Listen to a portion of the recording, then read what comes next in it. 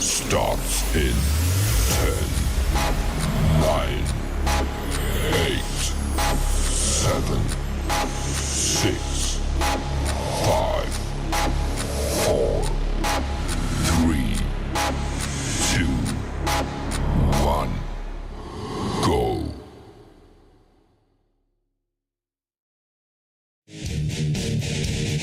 For the battle fought to be won. Greetings, Metal Maniacs. This is Don Whaler from Sacred. You are listening to Outlaw Nation.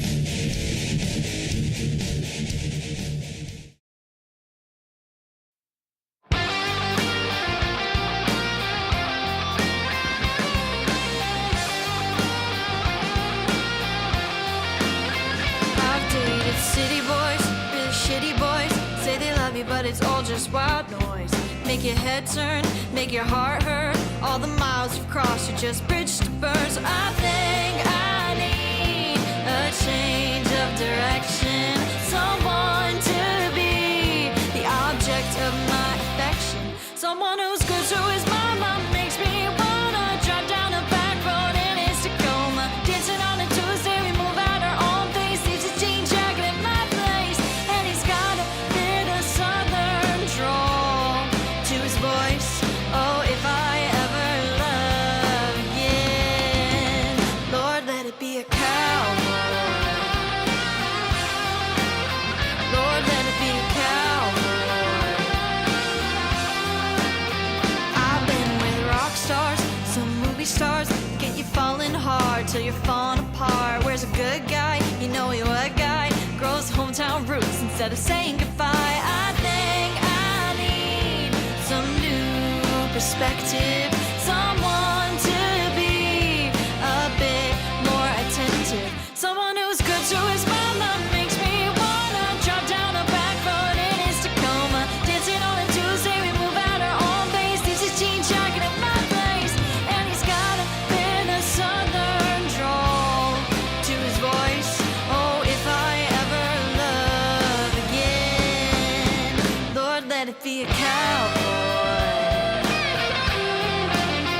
Lord, let it be a cowboy. His heart's in the Wild West. I'm dancing with the very best. Won't settle for any less than a cowboy. Dressing in boots and jeans. He's straight off a movie screen. Tastes like smoking whiskey. My cowboy.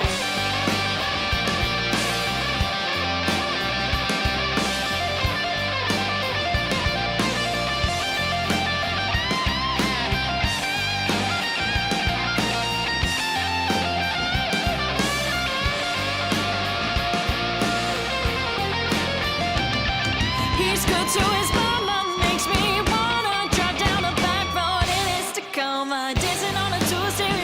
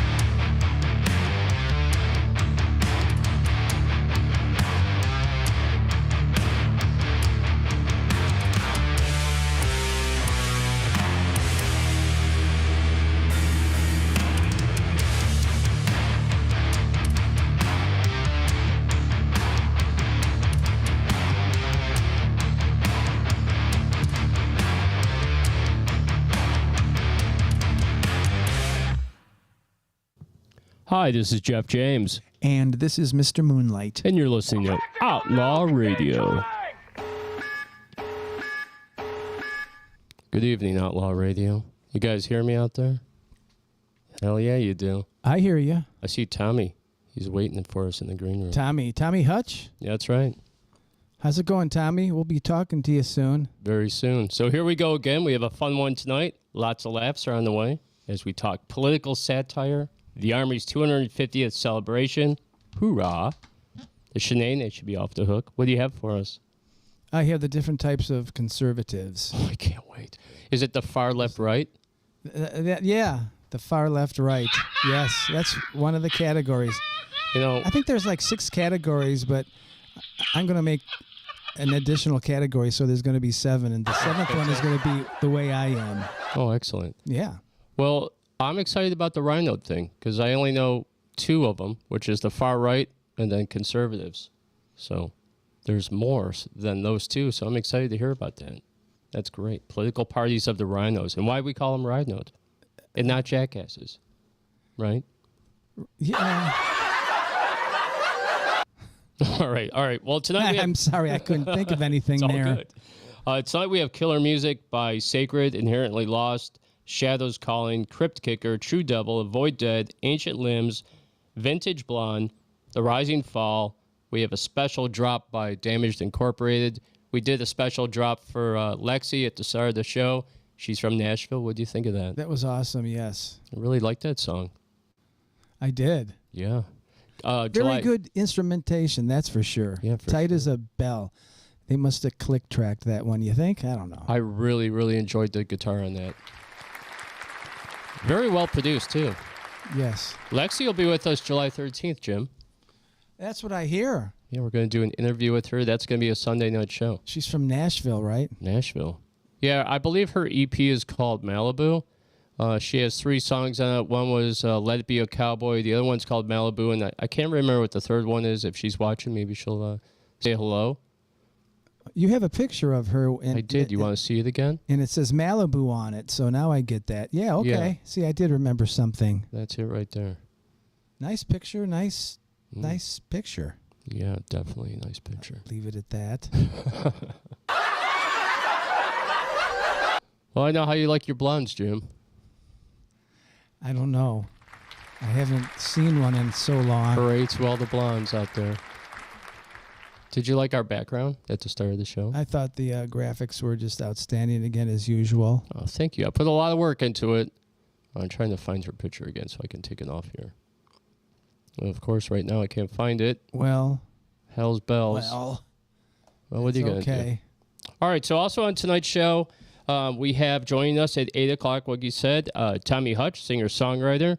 The Paranormal segment was going to be about Robert Lockwood Jr. I only have a couple things I'm going to say about him, but I have something better we're going to talk about later in the rant, and I always enjoy doing that. So you ready, Jim? I am ready.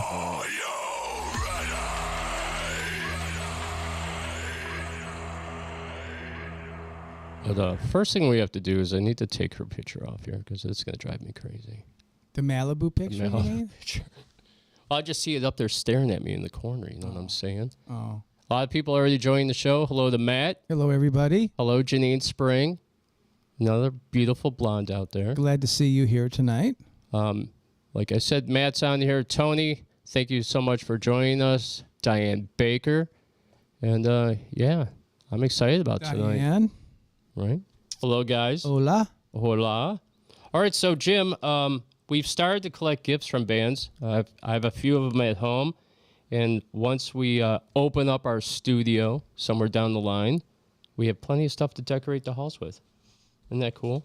Yes, that is. And you also have a shirt on the way from, I believe, Avoid Dead is sending you some stuff. Oh, good. That's pretty cool, I right? could use a new T-shirt. All right, guys, very cool thing that's going to be happening on July 10th.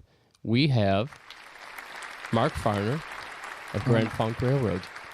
And we cannot say that enough either. Yeah, 5 p.m. We're going to be doing a 1-hour interview with him, and we're super excited about it. Yeah, we really are. It's going to be a good thing. Man, the other day I was doing a little bit of research on him, and I was looking up some stuff. He has so many albums, Jim, and so many singles that they released from all those albums. It's amazing. It's mind-boggling. I still need to get a copy of his new CD to listen to that before he's on the show. It's crazy when we meet these artists from like the 60s and 70s. The amount of people that they know, and from all walks of music styles. Susan Lilly. Oh, hi, Susie. She's in Florida. Yes, she is. Gainesville area. Gainesville. Glad to see you're here. Glad to see you, hon. This is like Florida up here now, finally. Yeah. The weather finally changed. It's not so awful. I didn't hear this all day. I've heard that all through the month of June. I think we had like 3 nice days. I just can't. What's the first day of summer? Is it the June 21st or something? I have no idea. I think it is. Is that the summer solstice or something like that? Well, isn't it funny how it that on the very day that it's summer, according to the calendar, that's the day it kicked in? Yeah, they have it to the 2nd. I find that amazing. Or is that coincidental? Because I think the last day I saw you was on Thursday after we did the show, and I was like, man, it rained again. And I said, I think it's going to warm up, and then all of a sudden we just got destroyed. Cindy, welcome to the show. Very nice. Hello. Good stuff. I also should say at 7:30 we have the Zack Attack coming on. He's going to come on here. He's got some stuff to tell us about the national music scene. I think he's got something about AC/DC. Well, I hear they're going to be around again. Yeah. Well, they just came to Cleveland, but I guess he has something he wants to tell us about, so pretty interesting stuff. All right, guys, so what we're going to do is we're going to play a song. We're going to get set up to get ready for Zack Attack, and we'll see you here in a minute. So this is going to be The Rising Fall, and I got to look and see the name of the song as I forget. Becoming My Everything, and this is brand new by them, so check it out. Check it out. Check it out. Hi, this is Justin from the State Line Sinners over here in the UK, and you're listening to Outlaw Radio. Hell yeah.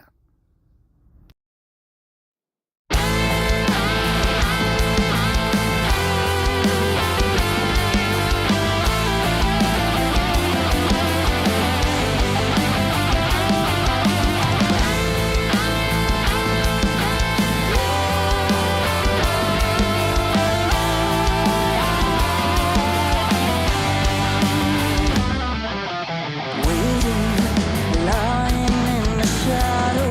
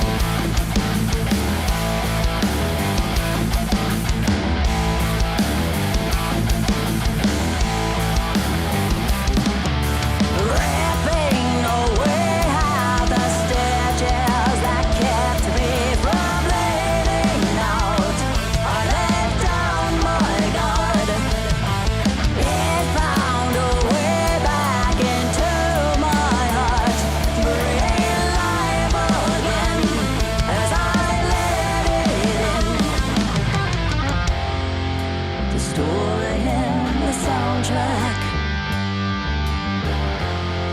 Each page I'm revealing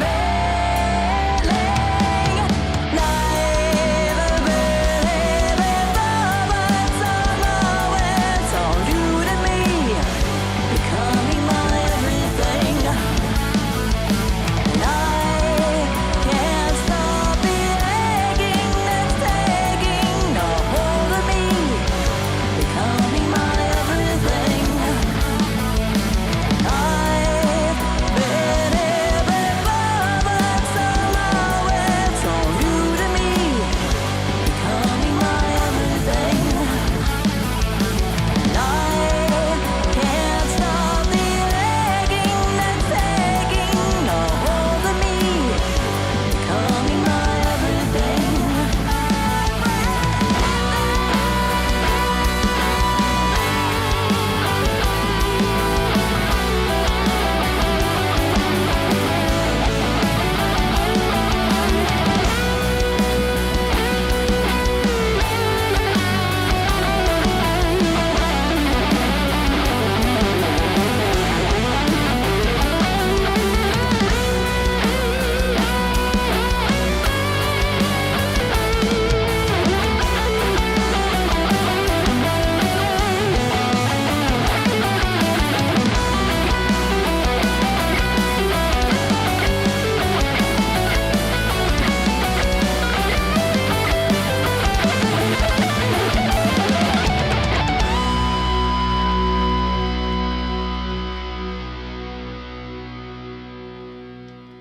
I love how that song ends out. So that was The Rising Fall, Becoming My Everything, brand new song. Ripping solo, right? Really, I liked it. It just wasn't all a shred that went nowhere. It was pretty neat. You know, you don't need a million notes to make the statement. And I like the way at the very end he kind of started ripping it a little bit, but that's the way a solo should be. Should rip at the end. Yeah, that's how I always did it.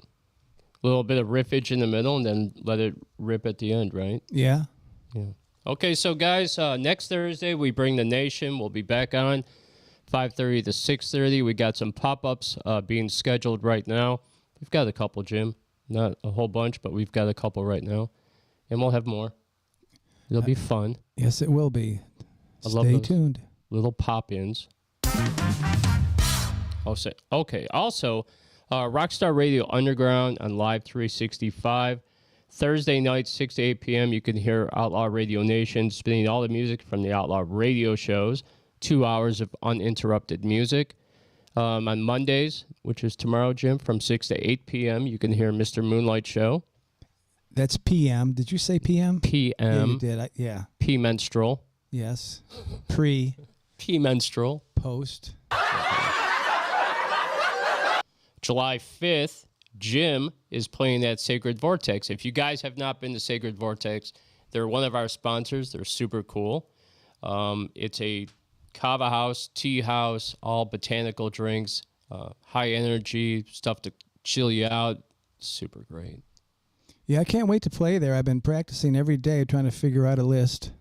Yeah, so he's playing on July 5th. Show starts at 9. Originals, covers, some requests. And come celebrate with your independence with a shot of kava. And come see us. Should be a good time. And you will be happy that you did. For sure. Okay, so on July 6th, we also have the Outlaw Radio Show. Mark S. Berry of AMG Universal with music by Awaiting Abigail, Freaky Things, Inherently Lost, My Cleveland Project, Mr. Moonlight, Matt Chase, Allison Galloway, Diane Baker, Stadler, and a bunch of other bands, the Black Roses. The Paranormal segment's going to be about brainwashing.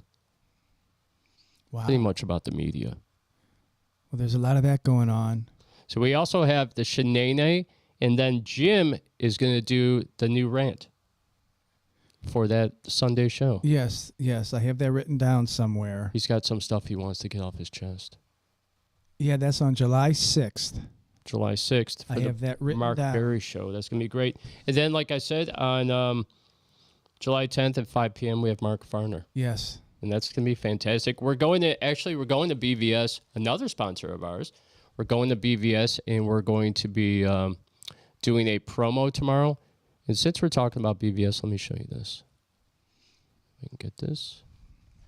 You guys will enjoy this. Everybody in our facility is a musician, so we know the importance of what the guys people are going through with being a musician, and the importance of it. Eddie, our main person has his own studio, right in our studio, a full 24 track, beyond Pro Tools system, everything you could want for a studio.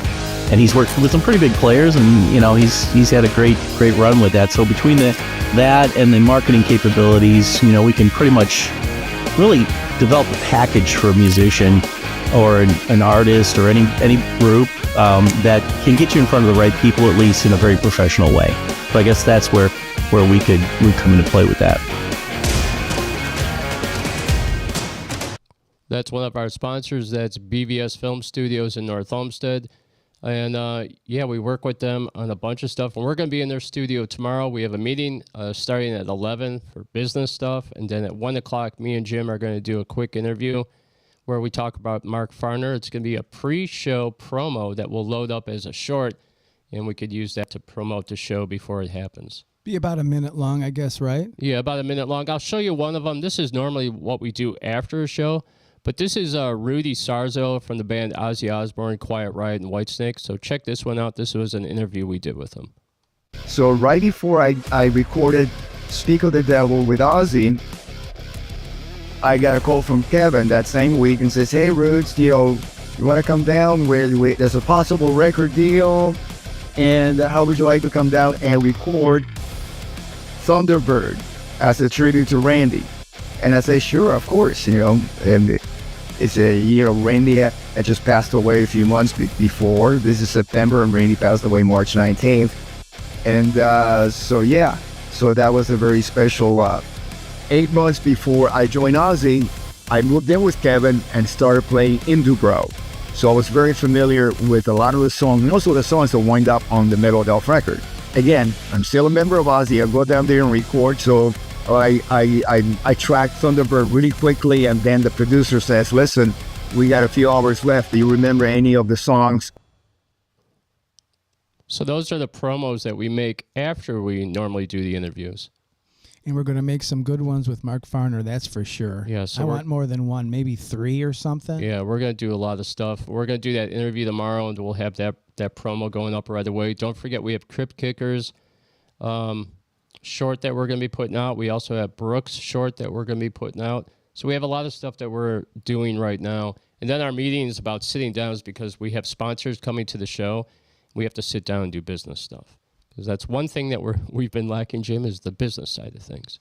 That's correct, but... and now we're at that point where we have to do it. Well, if we want to make some money. Yeah. And guys, we want to make some money. So I do want to say I want to welcome Monica Ansolis. She's out there, says hello. She made it to the show, and that's Monica. She's with the band Distant Sun Rising, another beautiful blonde.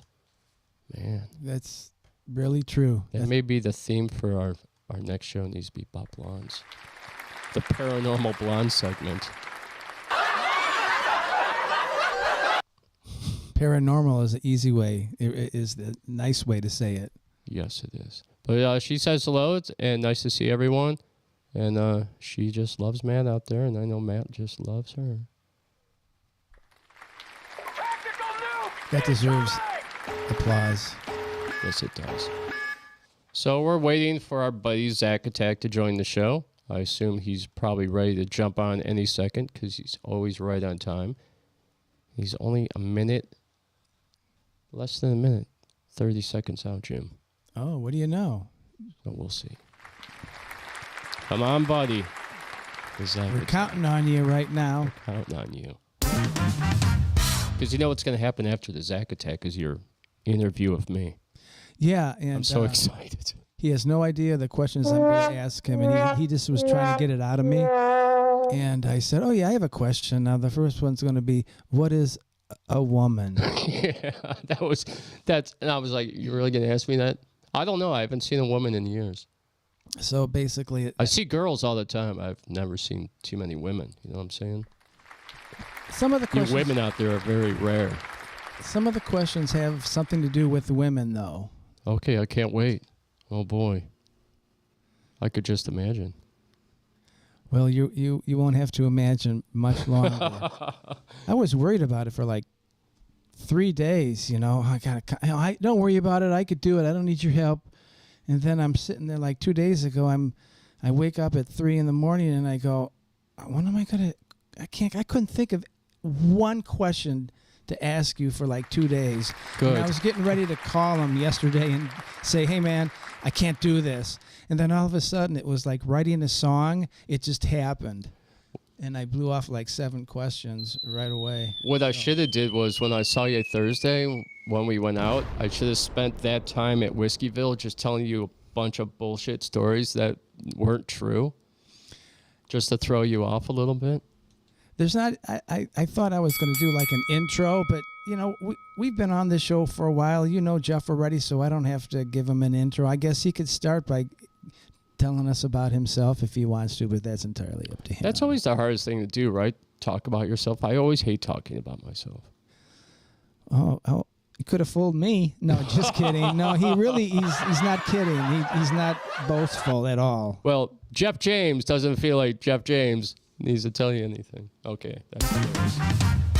I see Zach Attack. Is he finally here? He's finally Awesome. here. He's is 3 he in his minutes car? late. This will be taken out of his pay once we eventually get paid. But here Hey, we Zach. go. Let's bring him in. Let me get it all set up for you, Zach. And Zach, I got something cool I'm going to play for you. Are you in your space capsule right there? Yeah, he is. Welcome to the show, the Zach Attack. How's it going, Outlaw? Ooh, Man. Hey, you like that? that is awesome. That's- I'm liking that. That's Thor's hammer. Let's hear it one more time. Yes. Jim, can you play that fast? Is he sweeping there? I don't know if that's sweeping, actually. I can't tell. Like sweeping I'm the trying floor? to learn how to do that. I could do it slow right now. Like, dun, dun, dun, dun, dun, dun, dun, dun, dun. But really, it's like 10 times faster than that. Haven't figured it out yet. I can't even think that fast. I know on Yeah. the Guitar Hero / Clone Hero platform that I talk about. Oh, I can play that fast. But that's 20 years doing it, though, remember. On Guitar Hero, though. Oh, I have a friend that really, he could barely play guitar, but he could do Guitar Hero. He blew me away yeah. at it. I can't even figure it out. Those notes are coming in on that line. I didn't know what that meant. And he's like playing like he was Stevie Ray Vaughan or something. Hey, I got a quick story for you before we do the Zach Attack. I went Yeah, out. sure. I used to hang out at Panini's in Lakewood. It was on Detroit. It's not there anymore. Yes. But I used to hang out there. And one night I went up there, Jim, and they normally have bands, but instead they had rock bands set up. And it was drums, keyboards, guitar, bass, and then they had somebody like doing karaoke singing along with it. And I'm like, this isn't a band. And they're like, no, this is rock band. It's the coolest thing ever. And I sat No, there. it's rock band. I was like, this is the stupidest shit I have ever seen in my life. All right, so welcome to the show, Zach Crazy. Attack. Hey. What do you have for us tonight, buddy? Well, since the last time I was on, which was last month, things have actually, like I was telling Jeff, I believe it was Thursday, things are starting to cool down a little bit. Where all that hiring and firing was going on between bands, things have kind of started to level out. But we do still have some things that broke to the surface. But there's only 4 of them today. There's only All right. 4, and the 4th one is the mix with the community question and the one for you two. The community question. Yeah. Zach So, came up with that one. Nice.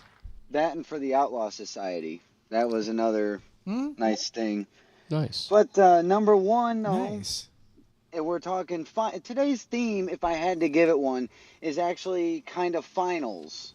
Final editions for stuff. Maybe. Because this one came up. It is a Metallica and Judas Priest tour that they're going on. I And could I see thought- that. I thought that was pretty interesting. I could And definitely see that. Honestly, I'd rather just see Judas Priest than not even see Metallica. Their music bores me. that, and you've probably seen Metallica, right? Yeah, I have. they're, It was awful. I prefer Megadeth. I think yeah. they're more dynamic. So they're... No them offense, two are Metallica. going... No offense. you suck. Then- We so need a then- button that's like, you suck.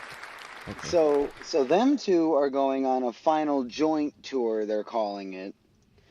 And then I saw this one for number 2, which I hope it's not true. I hope it's not true, but I don't know. And that is that AC/DC is rumoring their final tour, calling it a quits with their Australian tour. They're talking rumor this may be their last one. How fitting that it would finish in Australia, where they're from. Yep. So Hi, this is Jeff James. Oh, my it bad. might This be is Mr. true. Moonlight. And you're listening to Outlaw Radio. It happens. Wrong button there. It may She be said. true. It may not be true. But I like think it's true. I think it's true. So Look the how old Angus Australian- is, man. 70. Also, let me say this. Don't you think it's a little weird when you see him dressed as a little boy? I always thought that was. Especially now that he has gray hair. It But he- seems very pedo. He hops around that stage from side to side, though, like crazy, though, playing that guitar. So the guy... Yeah. Wonder if he's on the Epstein list. Yeah, I'll let Zach talk for a minute. The MC Oh, you guys are all right.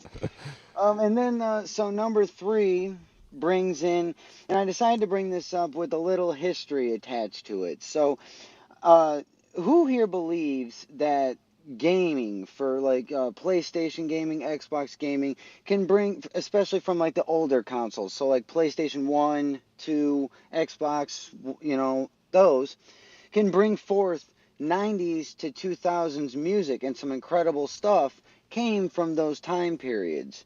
And this being one of them. The band Motion City Soundtrack is releasing an album. Hell yeah. It's been 10 years. So this is their first thing that they've done in 10 years. And I remember them from a game, I'll shout it out because it's PS2, PlayStation. I'm a PlayStation person myself. PlayStation 2's Burnout 3 was a video game, and they brought some of the best 90s music to the table.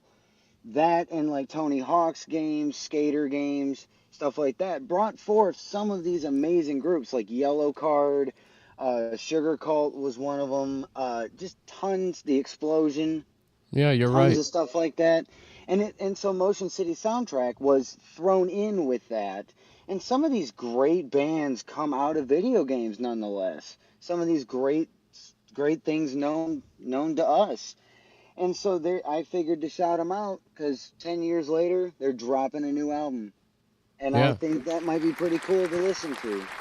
Hey, Zach, I'll say this about that topic. When you sign, like when Jim signed with AMG Universal, not only do they do music for TV and film, they also do music for gaming.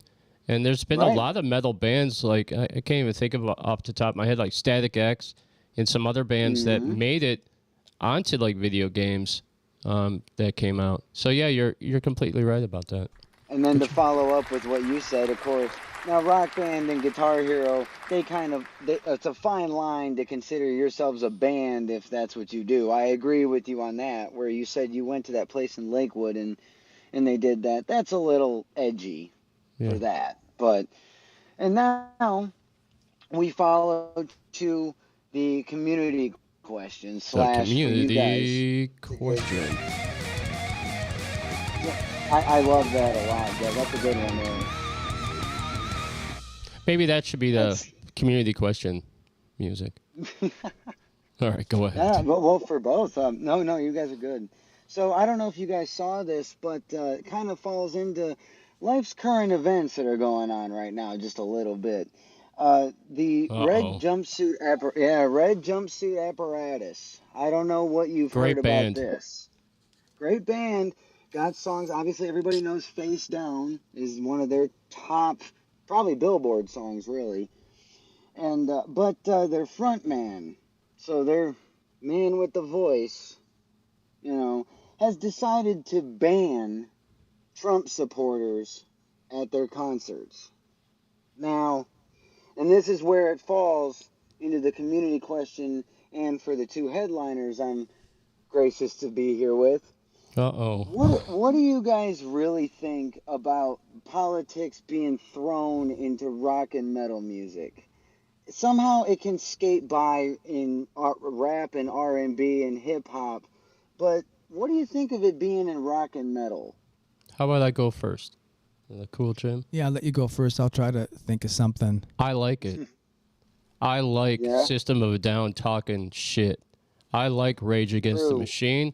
I like everything that goes against the system. Zach, are you talking about mentioning it during a concert? Hey, Trump this or whatever, or are you just talking about using it as topics in songs? And also, yeah. Yeah, kind of a little bit of both for for that. Well, I could see it 'cause- in the songs. That's totally cool. But as far as getting on stage, like Bruce thought he could get away with about a month ago, what an idiot! I'll also say this: ban the Republicans. Don't have them come to your show. And I guarantee you this: at the end of that tour, you're going to see you lost a lot of money. I think it's just really stupid. I think you should just. I mean, if you have something to say it with the music. That's what music's for, to be able to speak your mind and be able to put stuff out there. Yeah. I like to use music as a weapon. Like when I go out with girls and I'll write a song about them. See how that works? Yeah, I mean, I'm it's just just joking. I'm not really a weapon, but you know what I mean. Well, when I saw that, I'm Thanks to all like, the ladies. now would not be the perfect time to be banning Trump supporters from from shows. I mean, it just, why you'd want to, I don't Hey, really man. know. There's venues in Cleveland. I'm not going to name them, but there's venues in Cleveland that have kept people that are in certain organizations from playing their venues. Oh yeah, well I remember that was a thing a while ago. Yeah, it's remember still a that. thing. It's definitely it? still a thing. Yeah, like I believe Michael. I think I could talk about this one. I think it was Afterlife, or maybe it was like some venue in Akron. I'm not sure what it is, so don't hold it against me. Afterlife.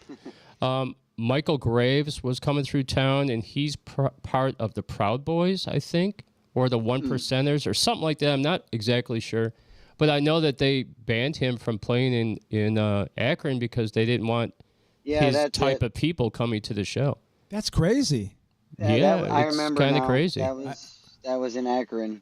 Yeah, I can't remember what venue it was. I'm sure you could easily Google and look it up. Matt, if you're out there, look it up and tell us who it was. Yeah, But yeah, they remember canceled that the was, show, and then a whole bunch of people after that canceled them. Yeah, Yeah.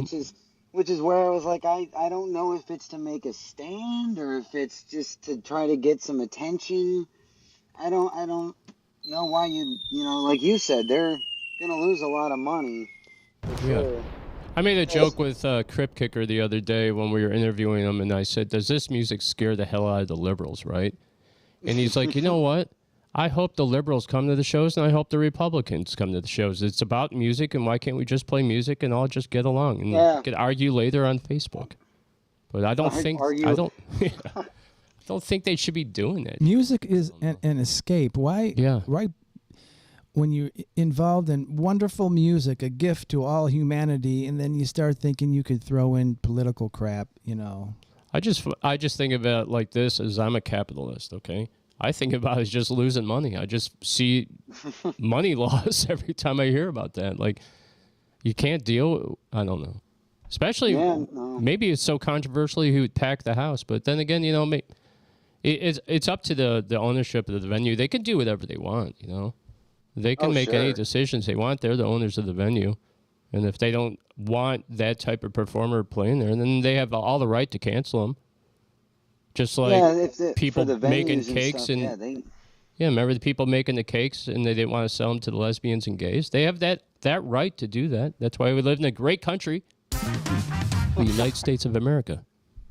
It's funny though. I really wouldn't want to live anywhere else. Even if I was given a choice. I can't think of any place. Oh, I disagree with you guys on that one. There's some countries I think I could set up residence in. Like maybe Jamaica or something like that. Yeah, somewhere nice and warm with sexy women. Maybe the Philippines or South Korea. I heard there's tons of hot women, and they love American men.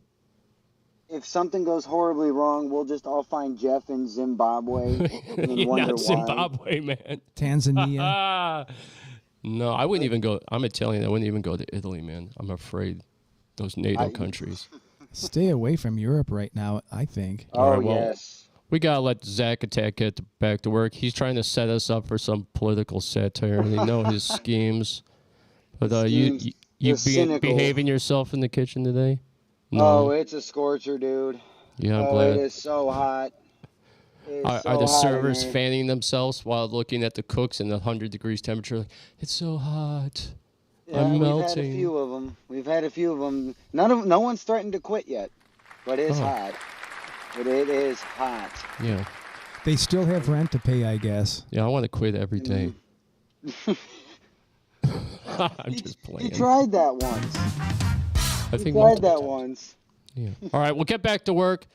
We have to get ready for Tommy. He's coming up on the show, and Jim has his questions for me, but we're at like 16 minutes, Jim. So you think you could do them in 16? Yeah. All right. Well, Tommy, thank you so good luck much, to Zack you. Attack. We'll see you on the show very soon. You have a fantastic course. night, and stay cool. Take it easy, Outlaw. All right, baby. Oh, Zack Attack, huh? And what do you know? He did good. He did good. He did very good. So we have our choice, Jim. You could do the interview, and we get ready for Tommy, or we can play some music and get ready for Tommy and do the interview after Tommy. What do you want to do? Can you give me 5 minutes to think about it? I guess I could wait, you know. Okay, let's wait. All right, so let's play some music, huh? Okay. One of my favorite things to do. All right, this is a cool song. It's called Broken Whores in Gods, and this is Crypt Kicker from Cleveland, Ohio. Oh, nice. Crypt Kicker I remember rocks. them. They rule.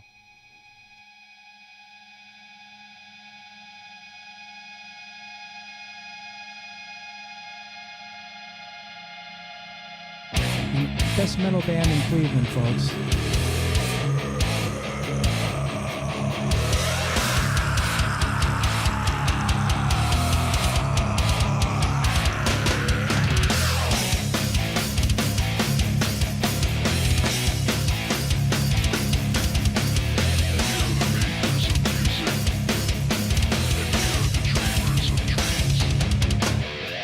Suffering is everything, in everything you want. Broken souls to broken whores and gods. Look alive while you slowly die, and the angels choke your thoughts. Suffering is a new regime, like terror in your heart. So long as winding round of building reversion, I think we lost this slaughter. It never subsides. So long as winding round of building reversion, I think we lost this slaughter. It never subsides. It dies.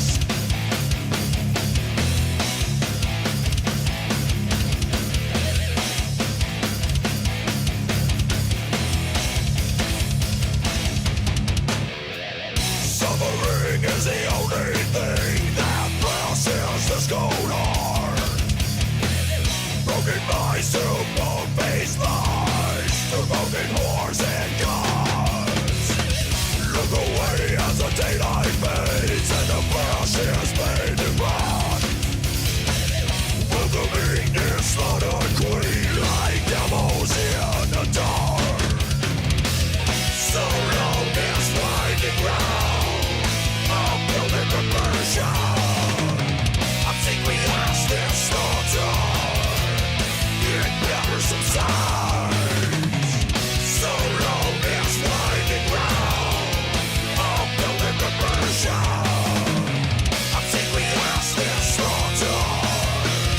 It never subsides. It dies.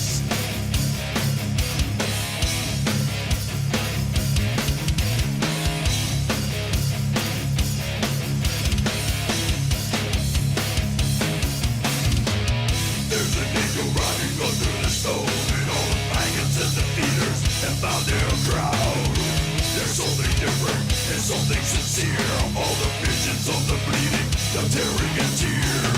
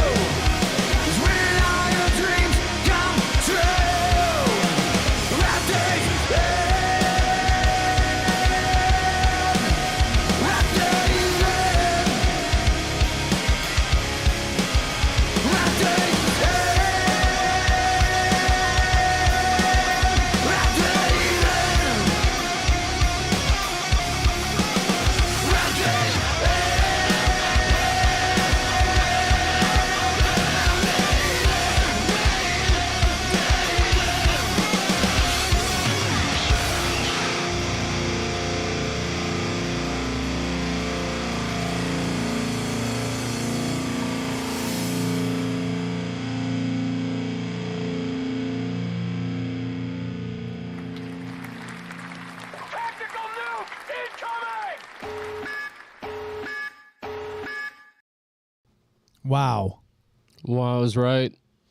Crypt Kicker kicked it off. Broken Whores and Gods, followed by True Devil at Day's End. What'd you think about those two rockin' tunes? They were rocking totally. Both songs, I think they had that last chord that just faded out for like 15 seconds or something like that. Super cool. Both Fade out bands. the distortion, yeah. Both bands from Cleveland, Ohio. Cleveland rocks, man. We have great music in our city, don't we? I think so. We are really showcasing a lot of bands. I was thinking about it the other day. We've played probably close to 1,000 bands, right? 1,000 bands? At least with all our shows. I'd say hundreds. 100,000? Million, maybe? All right, man.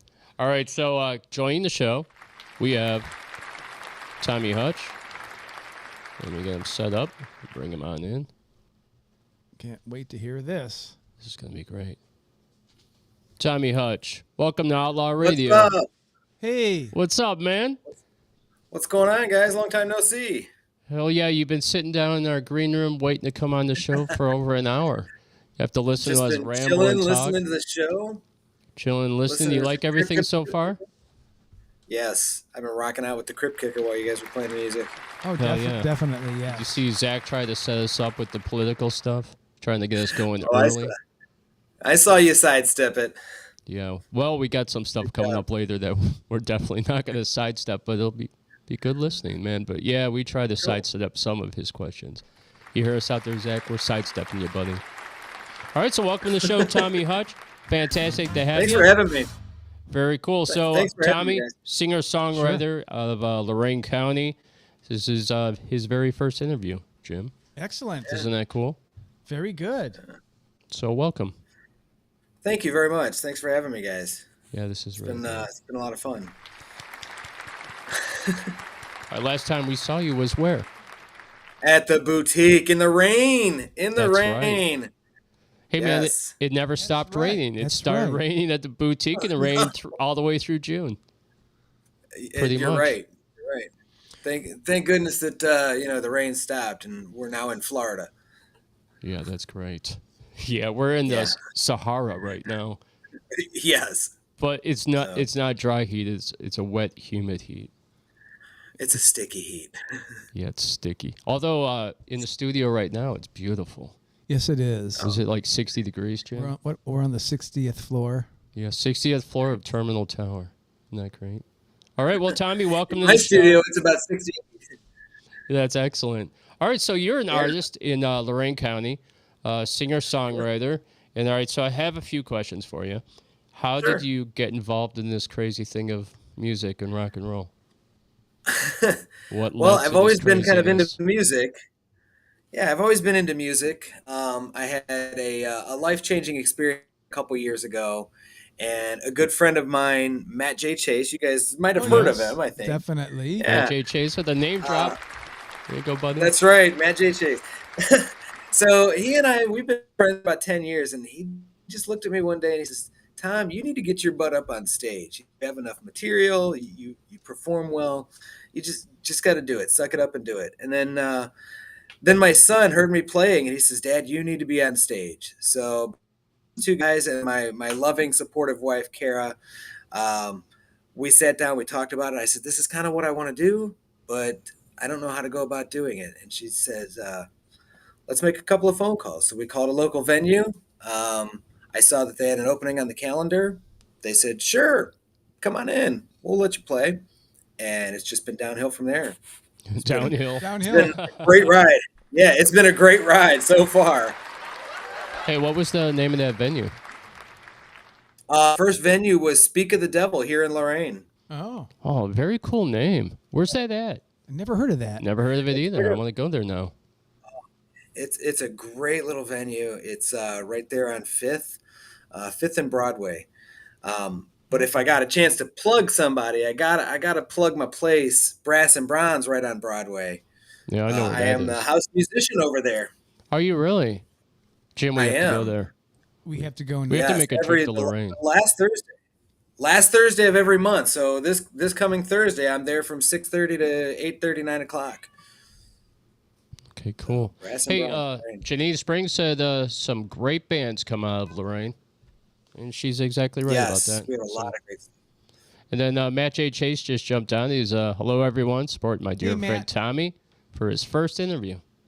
Hey Matt, we've had buddy? Matt on the show several times. We just had him pop in last week. I don't know if you saw that. What studio did you say you were Yeah, playing I did for? see Now? What was that studio you were Who, playing? me? Yeah, you said you were recording Oh, for, playing I'm just for. hanging out in my basement studio. Oh, okay. No, I'm basement hanging out in my basement studio. Oh, okay. Yeah, this is my basement behind me. Nice. The Nice domain, studio. Jim. All right, so in Lorraine County, is the here's a man question cave. that we always ask all the guys that Sure. come on the show. Because we talk about Cleveland so much, and some of you heard us talking about Akron. Tell us about the Lorain Mm-hmm. County music scene, because all we know of Lorain County music scene is Whiskeyville. We don't really know much beyond that, do we, Jim? We No. don't spend a lot of time out there.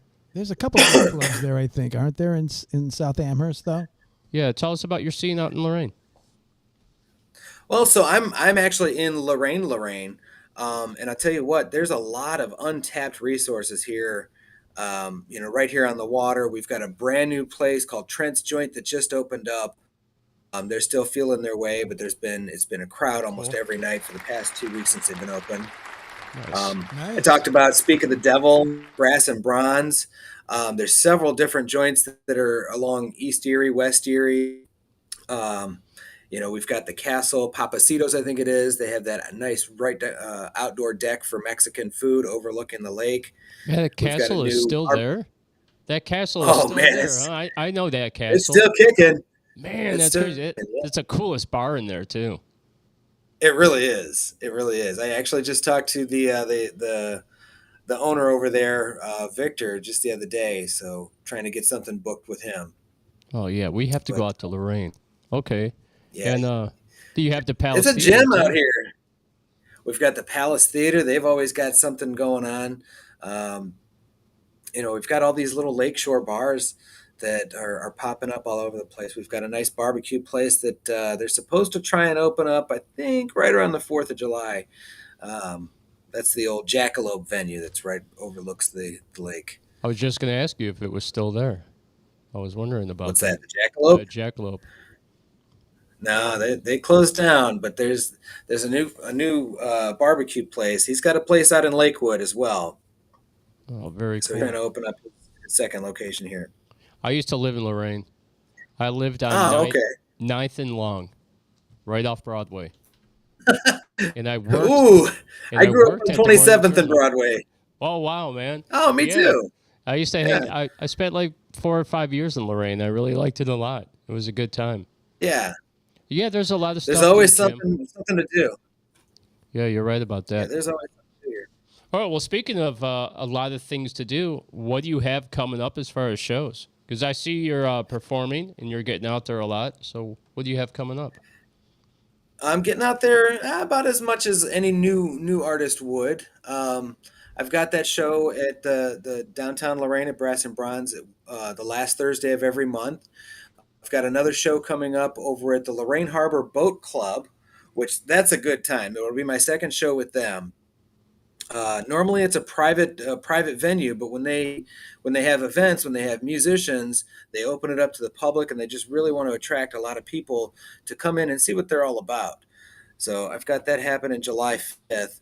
Then I have a couple of things on the boilerplate, but nothing finalized for later on in July, and a couple of things early August, but nothing really going on.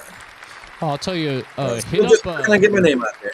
hit up Dave Kovach over at Sacred Vortex in Cleveland. It's 4125 Lorraine. Is it Lorraine Avenue? Yes, Lorraine, right. Lorraine Avenue in Cleveland. It's right by Ohio City. They've got a great location. Full sound setup. They have guitars and drums. You can have people sit in with you if you need to. But yeah, they got a great venue. You should check it out.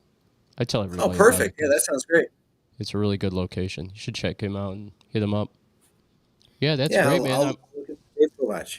I'm glad to see you're getting out there and stuff. And then I think I also had seen that you were opening for, was it Matt J. Chase, or did you open for the Let It Burn band? I opened for the Let It Burn band back in, I think it was early February. We had that huge blizzard And we still managed to pack the house. Yeah, that's cool. That's where I Yeah. first saw your name for the first time, and then Yeah. and then just through passing and other people talking about, it, then I saw you at the boutique, and then yeah, Right. it made sense to me. And then you remember he let you play his guitar. Yeah, At the you got to play boutique. my telly there. That's right. Yes. Thank you. Yeah. That was a You're good time. welcome. I liked that. Yeah, yes. and it was, That was cold. fun. That's right. Cool. I was so wet. Yeah, cold and wet, Yes. but still a good time. Yeah. We had that Always a good that time. Thursday was super nice. It was like 72. You remember? Oh yeah. And we're like, man, if Yes. it could just be like that Saturday, and then it was like 40 something, 50 maybe. I don't know. We were doing the podcast, and I looked at Jim, and I'm like, I'm done. I'm cold. We were very lucky. Yes, we The were. weather for those 3 days. You go jump 30 days, to May 24th. It rained and it was colder than it was in April. So you never know what you're going to get. Yeah. Hey, Tommy, let me ask you a question. I Sure. know when you're playing with like Let It Burn Band, you guys are playing a lot of cover songs. Are you getting any original music out there?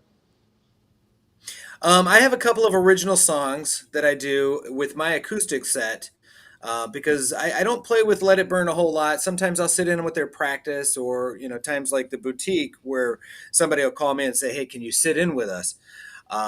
But for the most part, I'm friends with all those guys, love them to death, but I'm not actually part of the band. I'm just kind of a token member. I got you. But with my stuff, I do a lot of acoustic music for my shows. I do a lot of covers, some original stuff. I'm still working on a couple of original stuff, but I'm also putting together a band project as well. I've got a drummer. I'm looking for a lead guitarist if you guys know any. Gotcha. But yeah, my Just put up a acoustic stuff. post. I'll share it everywhere. I'm on it. I just talked to the rest of the other two guys the other day, and they were like, they kind of greenlit me for looking for somebody. I just kind of want to feel out the territory with the other guys. Hey, do you want me to find somebody, or are we serious about this, or what? Yeah, do it. Okay, cool. Yeah. But no, my acoustic stuff, I'm kind of all over the map. So a lot of members of the audience and some of the people that kind of come to see most of my shows, they say, Tom, it's like the perfect cruise control set. You can come off of your week, and it's like taking that cruise control drive where you hear everything from Bill Withers to Blue October to Kenny Chesney, and a lot of different artists in between. So that's kind of my cover set. Very cool. So yeah, that's kind of what I do. It's very different than Let It Burn. It's very different than those guys. I gotcha. Well, I'll say this: when you do get some original music out there and recorded, send it to us. Let's get it on the show and share it with everybody. And before we let you go, tell our listening audience where they can find you, hear your music, and again, one more time, when's your next show? My next show is this coming Thursday at Brass and Bronze downtown Lorraine from 6:30 to 8:30. And if you missed that one, you can catch me July 5th at the Lorraine Harbor Boat Club. I'm going on stage. I think it's 7:30 to 9:30. You guys can catch me over at YouTube, Thommy Hutch, THOMMY Hutch 0807 at YouTube, or you can look me up on Facebook, Thommy Hutch Facebook, or check out my website, TommyHutchMusic.com. Excellent. Well, thank you so much, Tommy, for joining our show. I hope you had a guys, great thanks for time having being your first interview. And me and Jim wish you nothing but the best success, and I'm sure we'll see you out there very soon. Hope to talk to you soon. Thank you so much, guys. All right, All Tommy, right, have I'll a talk good to you night. guys later. You take care, man. You too. That's very cool talking to him, right? Yes, Oops, it I didn't mean to cut him off so short. Tommy, thank you so much for coming out. Good job. Yeah, very good. Very good. A good speaker. Conversation was really nice. Lorraine County, man. He let me use his guitar for the boutique show. That was so nice. He didn't have to do that. That was really nice. Lorraine County's got a great music scene, I hear. Matt Chase said while we were talking to him, he goes, that the Speak of the Devil has a speakeasy type vibe, kind of lo-fi type venue. Oh, nice. He goes, you guys would really like it. We got to check that out because I've heard some stuff about that, but I wasn't too sure. We got to take a ride out to Lorraine and maybe go to see 3 venues in one night to get a taste. Yeah, for sure. Oh, I want to see that castle, and then we have to go to the Speak of the Devil, and then I want to go over to the brass thing. And he plays every Thursday night, so maybe one of these Thursdays we'll skip a show or even go earlier so we can go check him out. Good plan. Yeah, for sure. All right, we would play another song, but before we have Angelina coming on, let's do the interview questions. Okay. And let me set it up for you right here. Okay.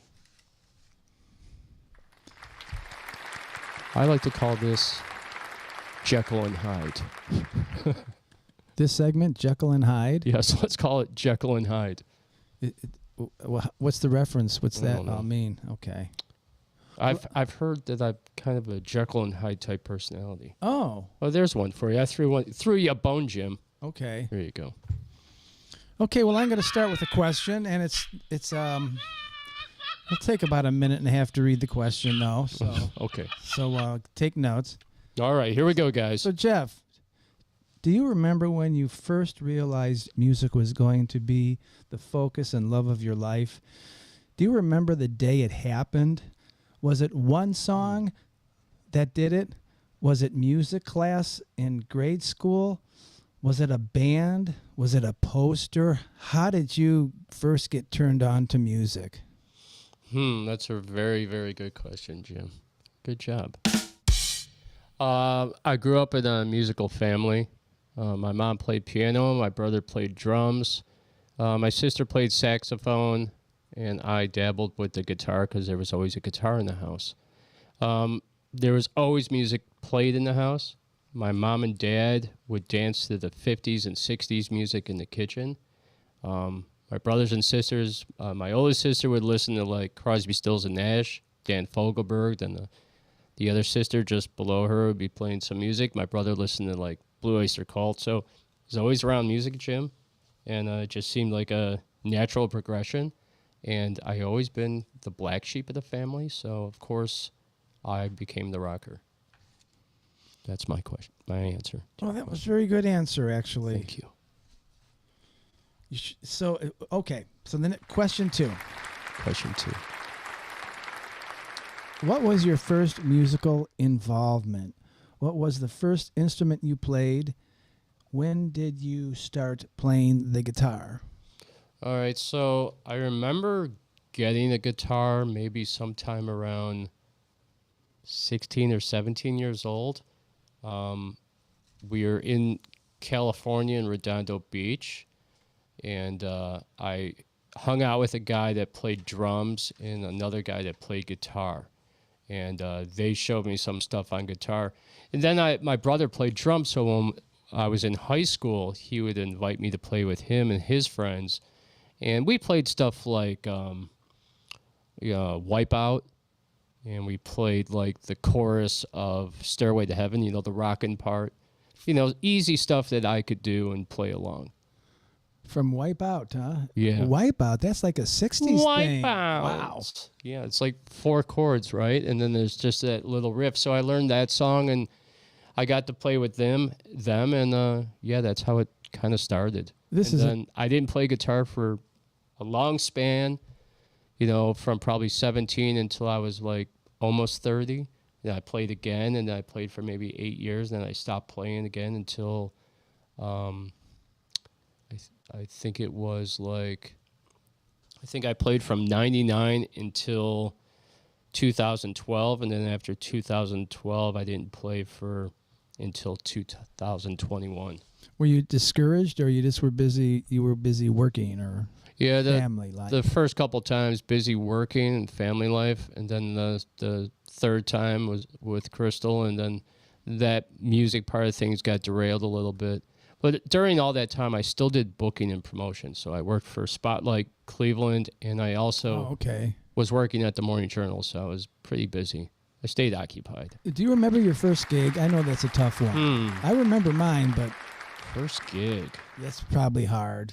I think I was in 8th grade or something, but the interview was about you, so... Yeah, so my first gig, I don't remember the first time with a band, But my first time playing out, I would do acoustic stuff. Like when I first came back in like 2005 or 6.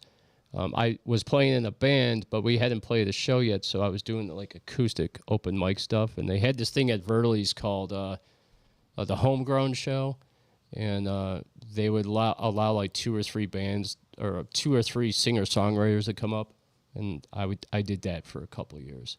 And then I just got a little better and better, and then as each band I got into, I got better and better. That's the way it should be. To where I am now. Well, this next question's better, if not crazy. Do you think being a lead guitar player in a band in your 20s and 30s and playing guitar helped you get laid with the ladies?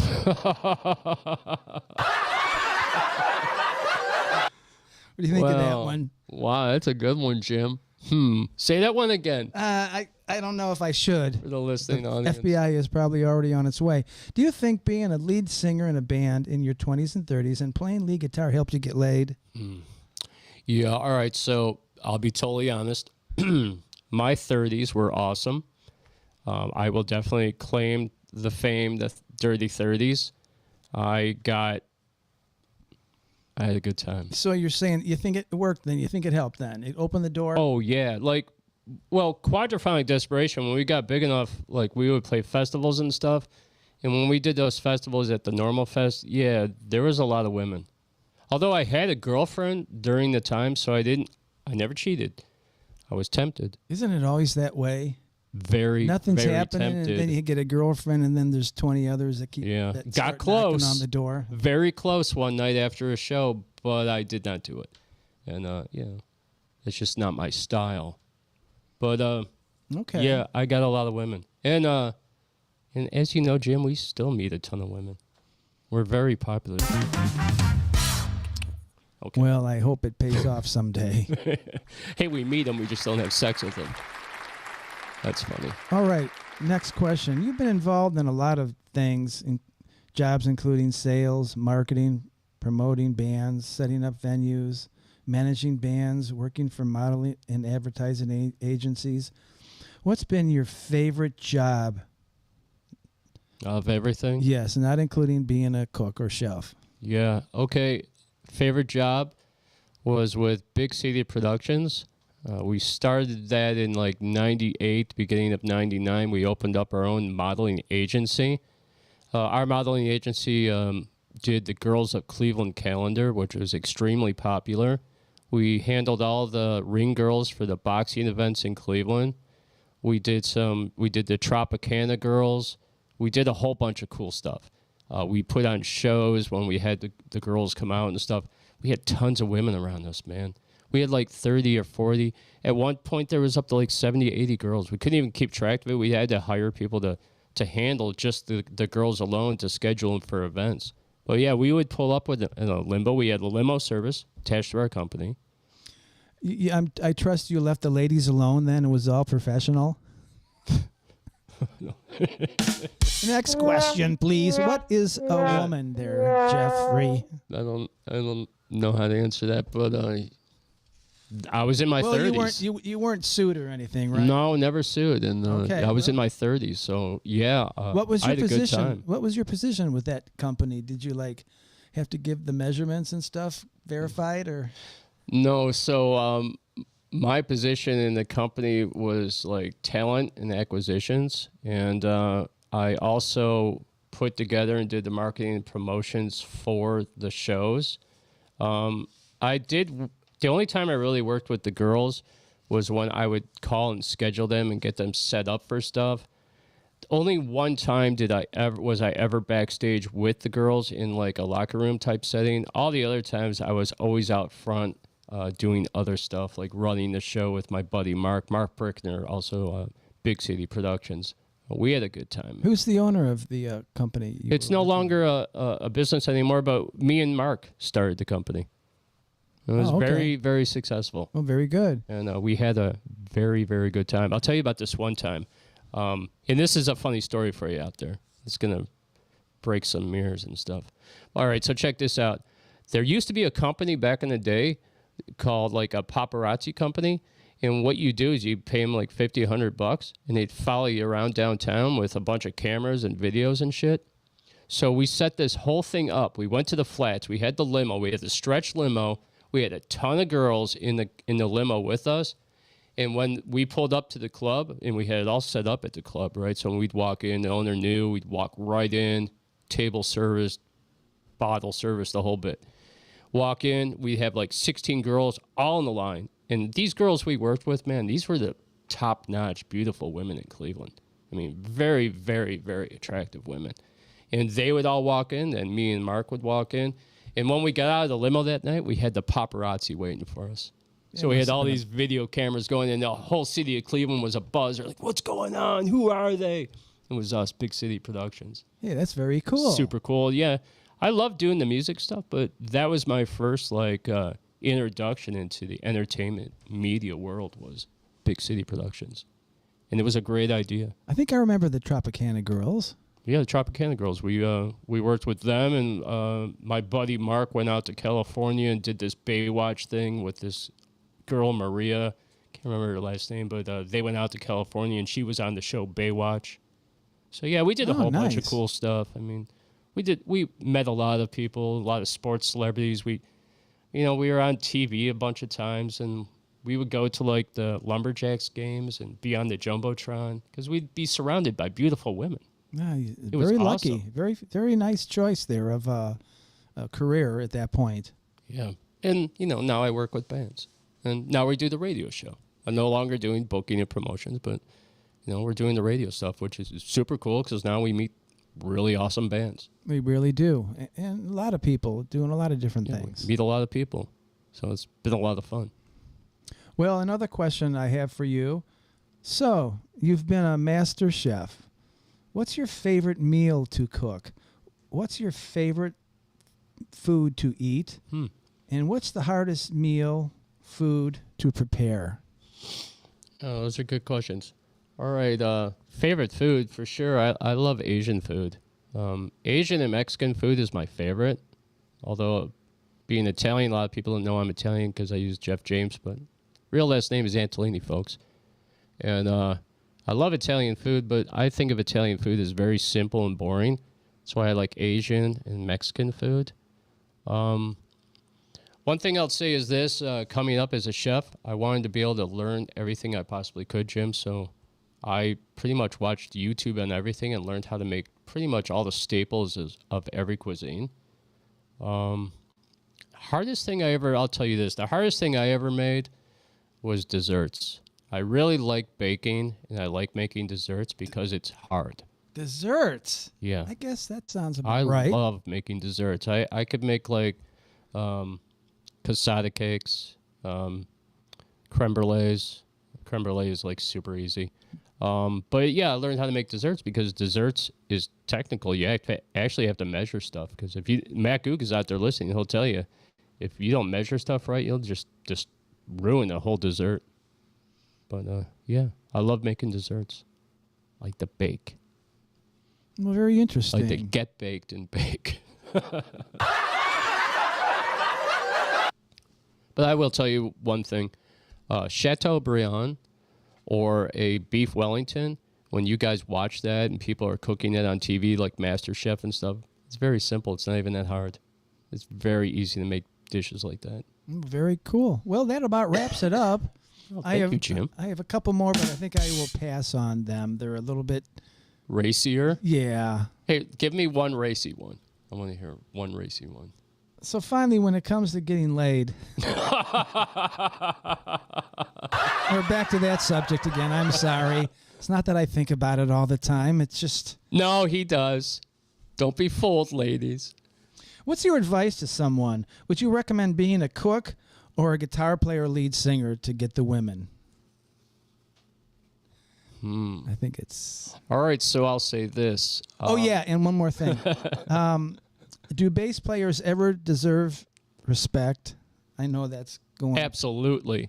Yeah. Especially if you can play lead bass. Because I know there's this guy in Cleveland, and I've seen him up at Sacred Vortex that plays lead bass. Oh, you know yeah. what I'm talking about? Yes. Yeah. Bass is very important. Probably one of the most important things in a band because it lays down that thumping sound behind the drums. When you get a drummer that plays with a bass player, it makes all the difference in the world in a band. It makes the band. That's all there is to it. They do deserve respect. The drummer and bass player, yes, they do. So the question was, did I get laid more as a musician or a cook? Oh, yeah, probably as a cook. Oh, I'm giving it away right now.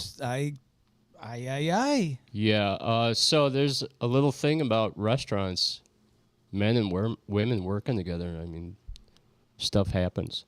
Hey, I worked at one restaurant where I was giving it away now. I worked at one restaurant where I was with 3 chicks, not all at the same time, but all within like a 6-month span. Matt Guga knows what I'm talking about. Hey, cooks and chefs are like rock stars today. It's a totally different world. Back in the day when he said, yep, he goes back in the day when before Anthony Bourdain, cooks were just cooks, you know, but then Anthony Bourdain came out, and you had the rise of Gordon Ramsay and all those guys, and those guys are like celebrity rock stars. So those guys get a lot of pussy. Let's not to be vulgar, but that's the truth. And it opened up the doors to chefs, because now these chefs are wearing tats all over, and we're not wearing the clean whites anymore. We're wearing all black, and yeah, we're bad boys. Well, I guess my question wasn't so crazy then. I kind of thought maybe it was, being a musician and singer. Don't get me wrong. I met a ton of chicks and musicians and stuff like that as being in the rock band, but I actually met more women and dated more women in the restaurant business than I did in the music business. Well. And I'll make one side note to that, Jim. I say to you all the time, I don't really want to date a musician. I'd prefer to meet somebody more in the podcasting or media business. And I wouldn't either. Yeah, after being doing this for so long, we don't want to date musicians. We don't want to date our own kind. That's right. That's so funny. You suck. No, you suck worse. Yeah. Those kind of arguments or whatever. Yeah. So I have one final question. Okay. The questions that I've asked and whatever, I was wondering, should we ask Mark Farner these questions? Yeah, that's a good one. Mark, when did you get laid the most? Was it in the 60s or now? Well, come on. He lived in the summer of love. I'm sure he got some. So that's a maybe, huh? I don't know if we should slide that question in there. I think that would definitely take him by surprise, don't you? That would probably get us in a lot of trouble or something. Yeah. So thank you very much for being open and honest during this segment of the show. Sure, man. I'm glad. Hey, that was fun. It was very good questions. I'm not used to good questions like those. Like I said, it all came to me. I was struggling, and then all of a sudden I got like I was writing a song. It was just boom, boom, boom, boom, boom. It's funny how that works. Janine Springs said, don't date who you work with. Yeah, I get that because, I've had situations where I dated girls where I worked with and it led to bad situations. But like a friend told me, it's just too irresistible to do. I mean, it's too easy. And man, I don't know what else to say. Trouble. It's trouble, but Comes knocking on the door. It's fun. Trouble. All right, we got to play some tunes. Are you ready, Jim? I am. You ready to get it ready? All right, we have a new song. I believe this band is from the Youngstown area, Akron, Youngstown. This band is called Inherently Lost. This song is called Art of Corruption. And I think you'll be surprised about this one, especially the beginning. So here we go, Inherently Lost.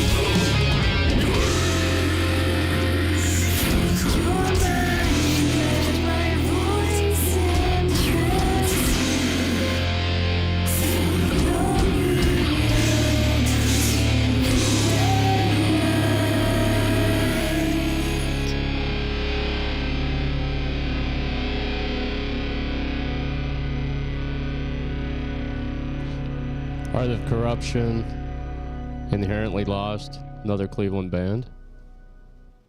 Welcome to the show, Angelina Greene. Looking wonderful today, Angelina. Wow, you look sexy today. Yeah.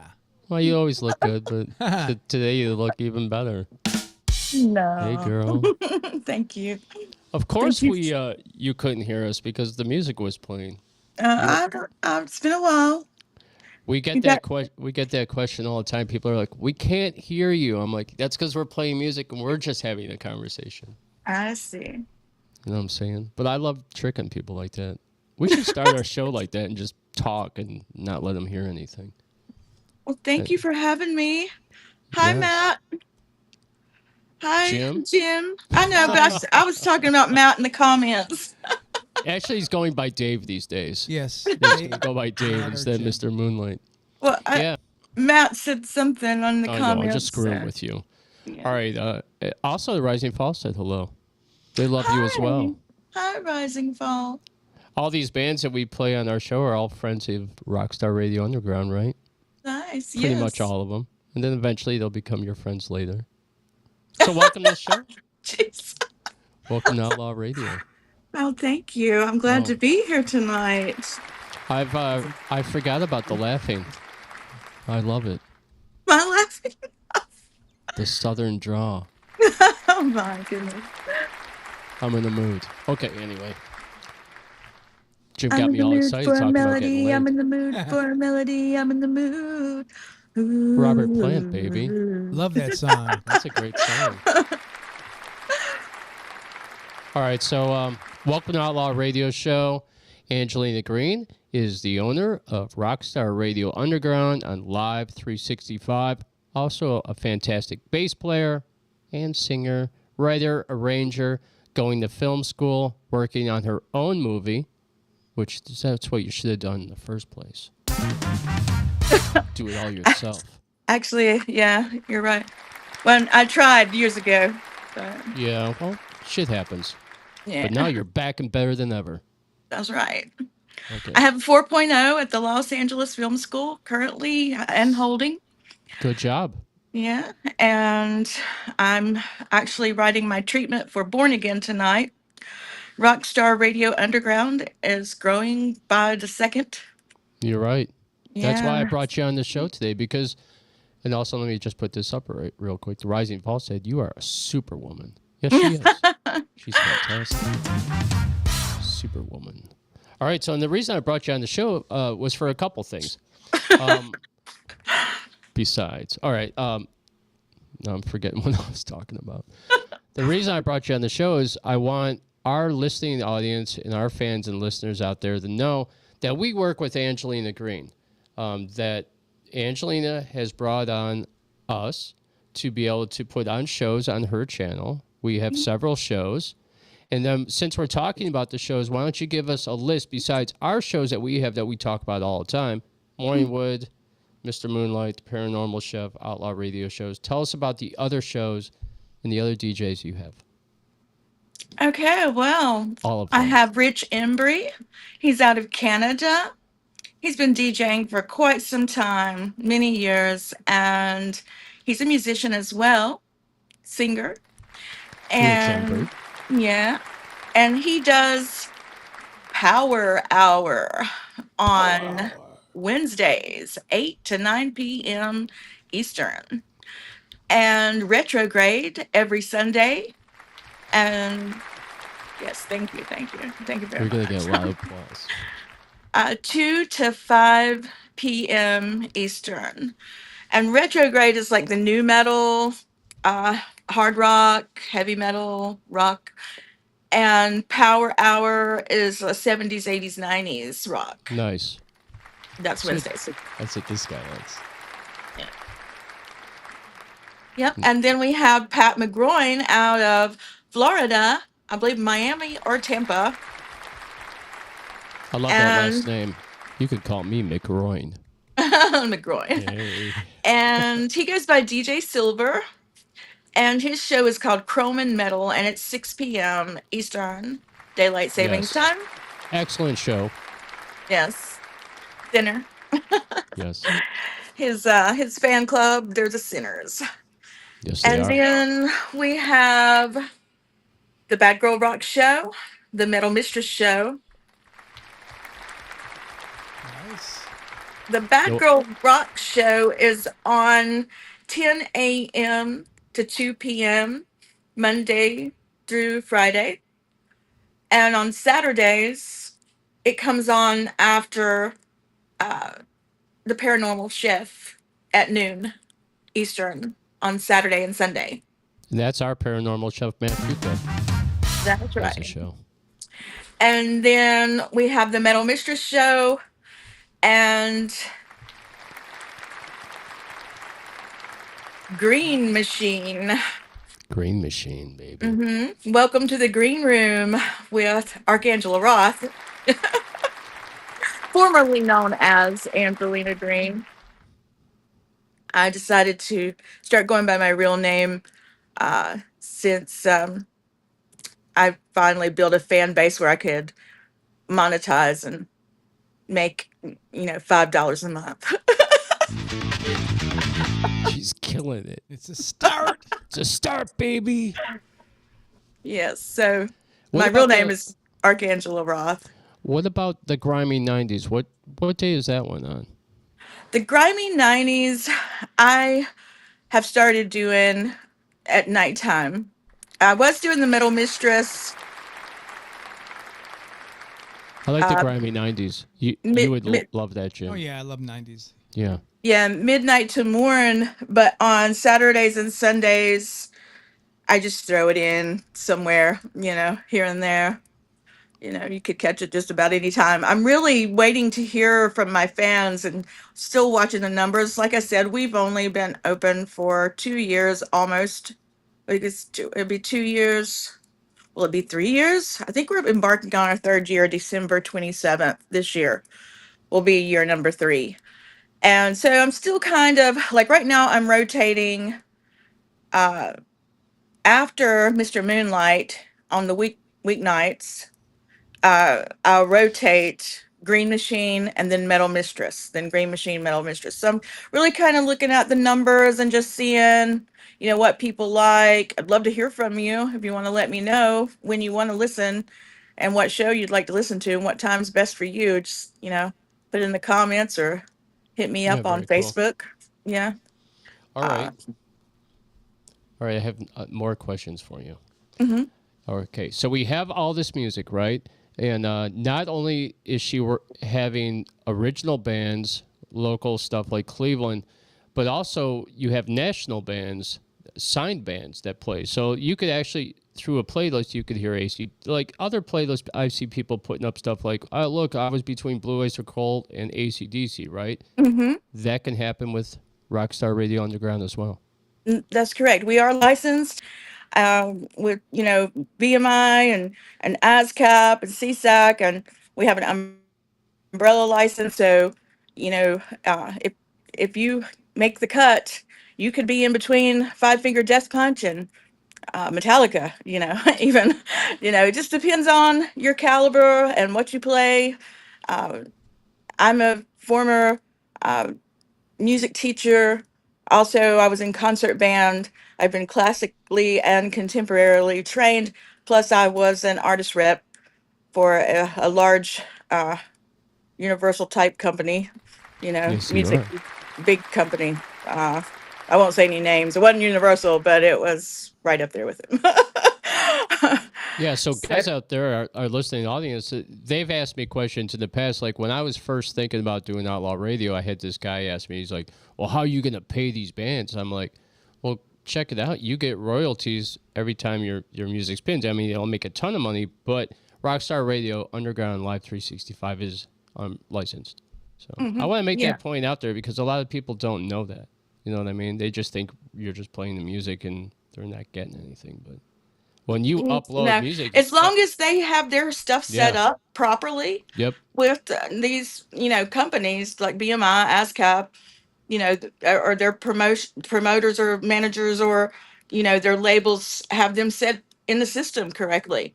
And they, as long as they send their stuff in correctly, and when we post it in there, then it should, but people need to make sure that they send their music with the album cover, Yep.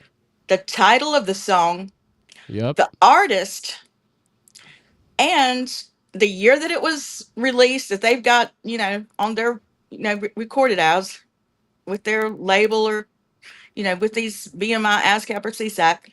And uh, so the year it was released, the album cover, the title of the album, even if it's a single, it might just be the name of the song, if it's a single, and the title of the song and the artist. So as long as you have all those elements, you will collect. That's If right. you're set up to collect. That's why you'll notice, Jim, when I uploaded your music, being your manager and all, you didn't have album art at the time for... I was just thinking about that. I used your photo, so I had the album art to put in there. And then you have to fill out all that information. I fill out all the band stuff, but many times a lot of the bands don't have their album art. Yeah, and that's, It's so maybe easy. they don't, maybe they're not set up to collect and they don't care. But I mean, if you're going to be played all over the world, I would care. Yeah, for sure, because then you could track that stuff. And not so much about, how much you're making. Well, if you really hit it big, then you definitely are going to want to care. Yeah. For sure. Okay. I mean, I would just want people to know, if nothing else.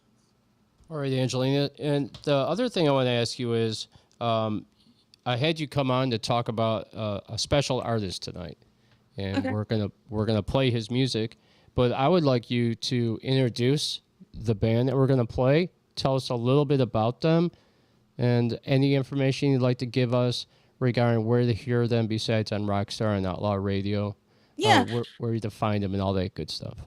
Sacred is out of Missouri, and it's Don Whaler, and that is his original band, Sacred. But he is in the process of putting together, it's under development now. It's a Metallica cover band. If you've ever heard it, you should really check out Don Whaler. It's Woehler. He's on my page, and his original band is Sacred.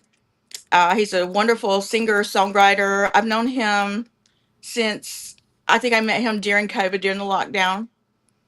He was a great inspiration, and he's been a wonderful help. He's sponsored me all the way back since then, and he's just a great man and a wonderful friend.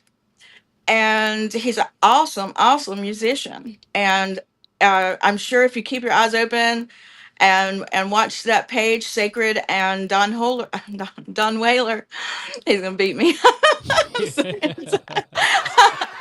Sorry, Don. Somebody told me his name incorrectly. A girl. I won't say any names. And then I'd called him Don Holer for years, and he was like, "Why are you calling me that? Am I a hoe?" Oh, that's funny. But no, it's German, Don Whaler. And yeah, he's really funny. He's fun. He does impersonations, and he's just great. He's a riot. You really should have him on the show. This song is called "Was Now," that you're gonna play, and yeah, he's a great individual. He is, and I think he's doing all the instruments on this one. Oh wow, very cool. Yeah. Yeah, I like this song. You sent me some of their tunes, and you just sent me a bio. So yeah, I picked this one out. Well, before I let you go, Angelina, I want to thank you for stopping on the show. We love having you, our little blonde Hey, Jim, thank you. boss lady. Thank you. Anything you'd like to say to our boss before we let her go? You're doing a great job. I like your shows, listening to it more and more every day. Thank you. I love yours too, Jim. I'm trying to share your stuff and, keep everything going here. Yeah, thank you guys. I love you both, and I appreciate you. And you've been a joy to have at RockStar Radio Underground. Awesome. We have enjoyed our time as well. Thank you so much. Thank you. Angelina, we love you, girl. And yeah, this is Sacred. This is Was Now. And Angelina, you have a fantastic night. I'll talk to you tomorrow. Bye, guys. See ya. Good night, hon. Good night.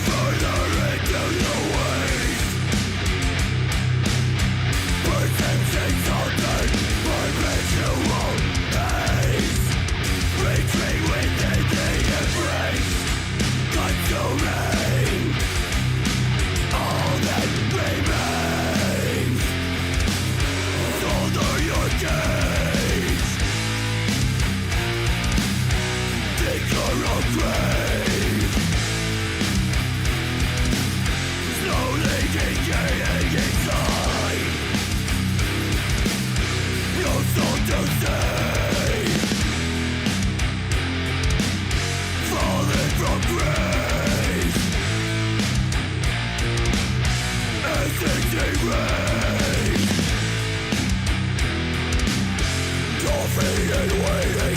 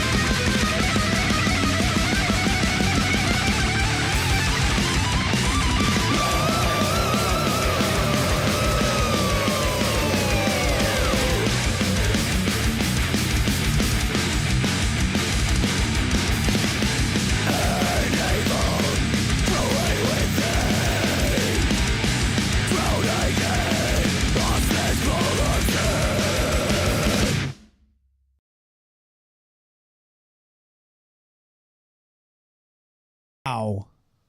Bam, baby.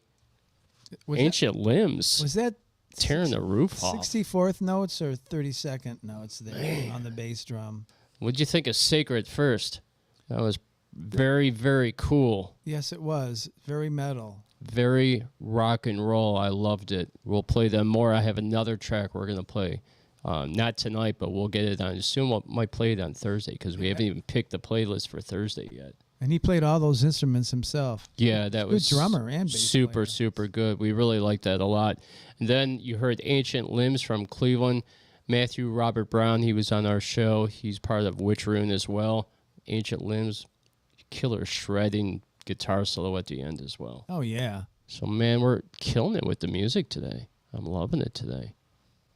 Rising Fall said Sacred was really cool. Yes, they were. Totally cool. Right on. All right, so it's that time. I'm going to do the rant. And it's really not that much of a horrible rant, but we're definitely going to do the rant. Okay, so the United States Army just celebrated its 250th year. And that deserves a round of applause. It does. I have some things I would like to say about the state of America right now, but I'm going to skip it because I don't want to bring the show down. All right. So anyway, Trump also celebrated his 79th birthday. Ooh. Now, I know this is propaganda, right? But I do want to point this out that this parade was approved in 2024 by the Biden administration when the Pentagon came to them and told them about the idea. Okay. And it just happened to fall on Trump's birthday. Well, happy birthday, Trump. Truly. Also, happy birthday to Matt Kuka. Once again. Happy birthday, Matt. All right. So NPR News said, also celebrating on Saturday was President Trump, whose 79th birthday corresponds with the Army anniversary, and who has long dreamed of holding such a display of America's military might. A parade of this magnitude is unusual during times of peace and has stirred up controversy for what opponents view as a politicalization of the nation's armed forces and break from the U.S. democratic norms. I butchered that word. Of course they hated this. Why would they celebrate America, Jim? Most of the liberals hate America, right? They seem to say that all the time. Yeah. They're so unhappy about it. I think Ron Koval from the movie Born on the 4th of July, he said, if you don't like it, you can get out. Rosie O'Donnell said she was going to leave, but she never did, Jim. Some bullshit. conservatives, they don't necessarily like everything about the country too, but I don't think they hate America. I just threw that in there for fun. I think they seem to love it, America, when they have the power. When they don't have the power, then they hate it. Yeah. I think that's how it goes. I think they're unhappy. It could be for both parties. Aren't they unhappy 24/7 though? Something just came out once again where conservatives are happy more than liberals are. I just heard that this week. I don't know if that's true. Matt, please Google this. Who gets laid more, conservatives or liberals? That's a good one. On your topic of getting laid. Yeah, right. We're going to continue with that. That's going to be our whole next show, just about getting laid. All right, so America 250, or the millennium, will be the 250th anniversary of the United States Declaration of Independence. An iconic grand parade wrapped up a day of festivities celebrating the legacy of the U.S. Army and generations of heroes who have protected our country with strength, selflessness, bravery. The parade involved around 6,600 soldiers from 11 corps divisions which are nationwide, with at least 150 vehicles, 50 helicopters, warplanes, horses, mules, parachutists, celebrities, 7 bands, musical performances, several thousand civilian attendees, and a dog that was named Doc Holliday. Pretty cool. I watched the parade. It was very, very cool. Nothing better than watching soldiers marching to Van Halen. That was cool. That really happened? That really happened. And I'll also say this. I'm not sure if anybody knows out there or not. Just a little tidbit of information told to me from a friend that was in the first Cav. He told me when they rolled in on Baghdad. So he was, I think he was in the lead Humvee, right? And he's the guy sitting up on the M60. He was that guy. And when they rolled into downtown Baghdad, the speakers in the Humvees and everybody was playing the same music. They were playing Rage Against the Machine. They were playing For Whom the Bell Tolls by Metallica, and they were blaring that shit, and they were just like, bah, bah, bah, bah, shooting like crazy, man. And they were listening to metal. That's what a lot of these guys in the military listen to, just so you know. Okay, so the group No Kings, a coalition of more than 200 organizations, arranged for some 2,000 protests nationwide against what they described as a costly, wasteful, and un-American birthday parade in Washington. But it's okay to destroy federal buildings and have huge police presence for your parades, right? Hypocrisy is amazing. It's almost like Yoda. The hypocrisy in you is overwhelming.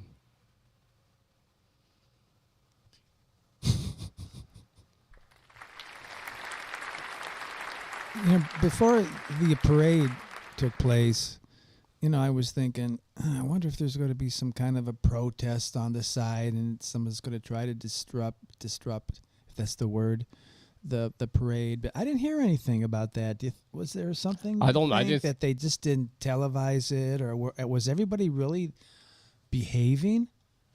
From what I saw, man, I didn't see anything that was wrong or any type of how did they pull that off? Protesting whatsoever. Not have people running around, Man, they probably had the Secret Service, the FBI, and the CIA, and the NSA just blocking people. I bet Trump was like, I don't want to see any of that bullshit at my parade. Well, they were successful in that. Nobody rains on my parade. That's what he said. Well, anyway, yeah, so it was very cool. Nothing better, like I said, nothing better than seeing military might rolling down the street. They had something that was super cool, robot dogs. These robot dogs just kind of I saw those. looking down the street. That was super cool. The drones that they had were super cool. The M1 Sherman tanks from World War II were super cool. I thought it was awesome. Janine Springs said, laugh out loud, Rosie. Yeah, remember when Rosie said she'd leave?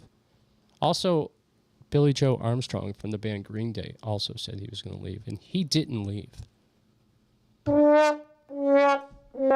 Liars. And that was my rant. What do you guys think?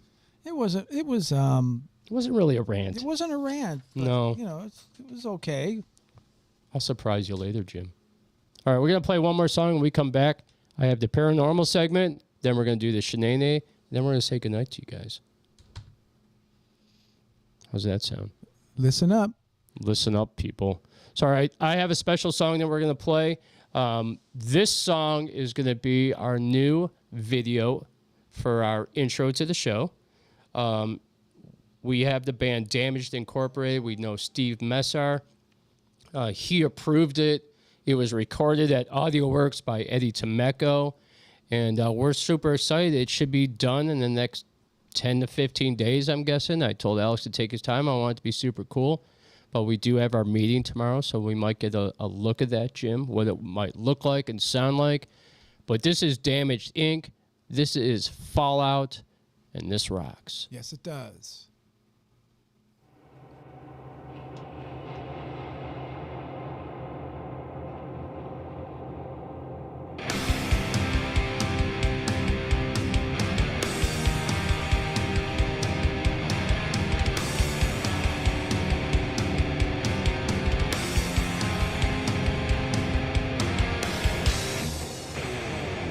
Why can't you see? Where do we go wrong? We're living in a toxic world. We're living in a world unknown. We're in a land out of love. We're in a land that's free. Expect us not to fight. But who is the enemy? We should have fought with more resistance. They kept our souls in the shadows, waiting for the fallout. Well, now it's time to crawl out. Can we survive this tragedy? Waiting for the fallout. Well, now it's time to crawl out. Too surreal to see the enemy. What a tragedy. We all now see where we went wrong. We'll rebuild this toxic world, make it a place of truth that's known. In a land out of love, in a land that's free. We don't have to fight. Peace with the enemy. We should have fought with more resistance. They kept our souls in the shadows, waiting for the fallout. Now it's time to crawl out. Can we survive this tragedy? Waiting for the fallout. Now it's time to crawl out. Too surreal to see the enemy. What a tragedy. Control our thoughts. You tricked our minds. You sold our souls for the last time.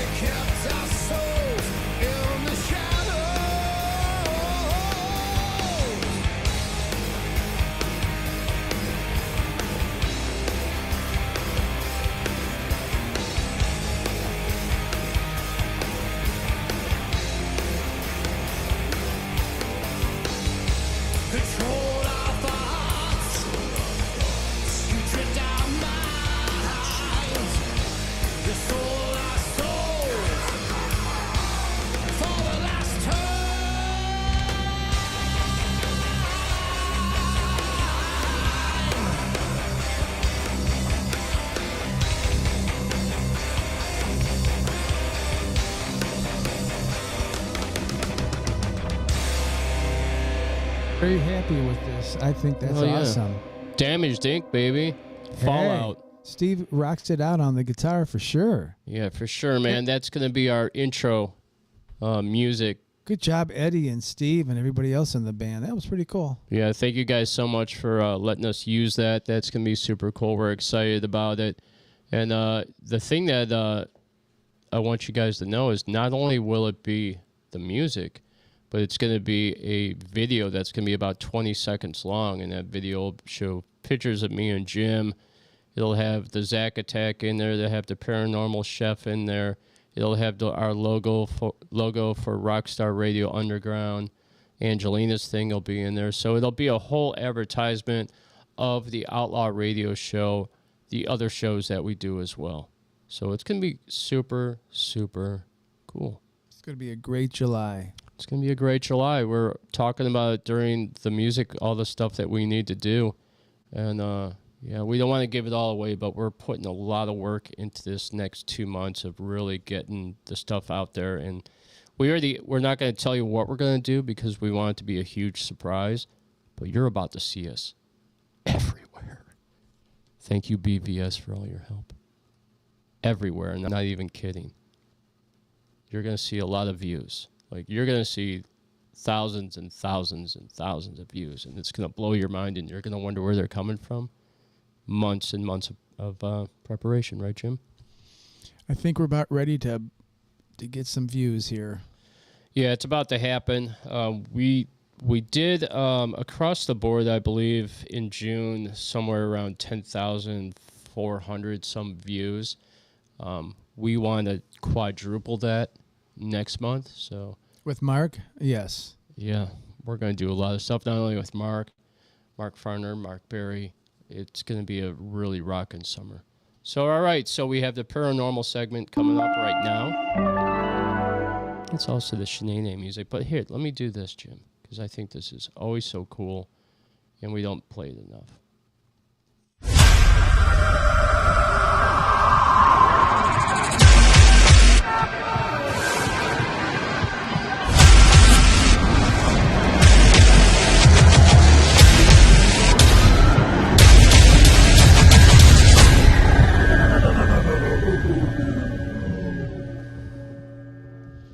All right, so you guys know we plan to do for you the Robert Lockwood Jr. story. Sorry, Matt, we are not doing the paranormal segment. I am teasing you guys with a paranormal segment, but it's going to be much different, okay? It's going to be scary, but maybe not so paranormal. All right, so like I said, I planned for you the Robert Lockwood Jr. story, but there are way scarier things happening right now. That's not a myth, okay? Like the possibility of Iranian sleeper cells in the United States, or out to carry mass killings, or the real possibility of missiles hitting our homeland. This is what Nostradamus and many others have predicted, which is the fall of a great empire. Us. Okay? Have you guys read that? Revelations? Do you guys know what I'm talking about?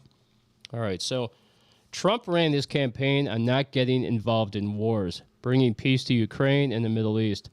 The fact that the president has flip-flopped on Iran, saying we are not involved, but then later saying we have air superiority over the skies of Iran is a joke.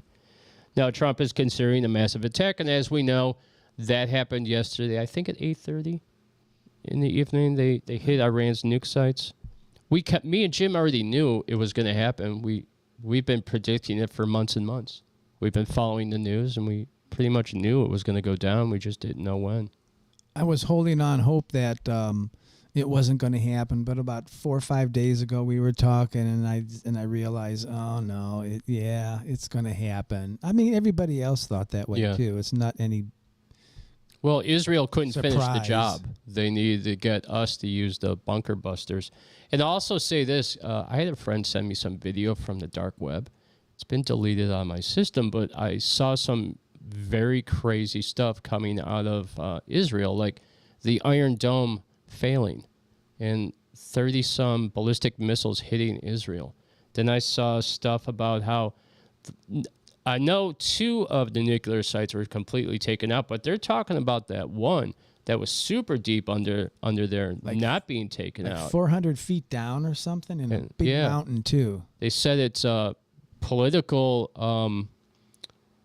what was the word? Propaganda, media, political entertainment that the president is saying that they completely destroyed it. Iran is saying they did not completely destroy it. And Iran is also saying that they took the stuff out of there, Jim. It's already been gone. It's kind of like, what's his name? Saddam with the weapons of mass destruction. A lot of those weapons, and they'll tell you, none of them were found, but they believe a lot of those weapons went over to different countries, maybe even Iran and stuff when he was getting rid of them, and who knows. All right, so Israel needed our help. They needed the bunker buster bombs. Then there was also some reports that I sent to you the night before that they did this attack. They were talking about using low-yield nuclear detonations in the mountain. And like, so crazy that nukes would even come out of their mouths. It's just amazing. So then Trump openly posted about regime change by assassination of a sitting world leader. I, for one, voted for the promise to make America great again. Domestic policy for the benefit of all. I've said it before and I'll say it again today. Trump has handlers.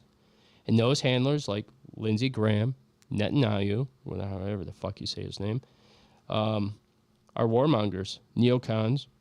Those are the ones that truly sold their souls to the Satan. Sold out America for centuries upon centuries.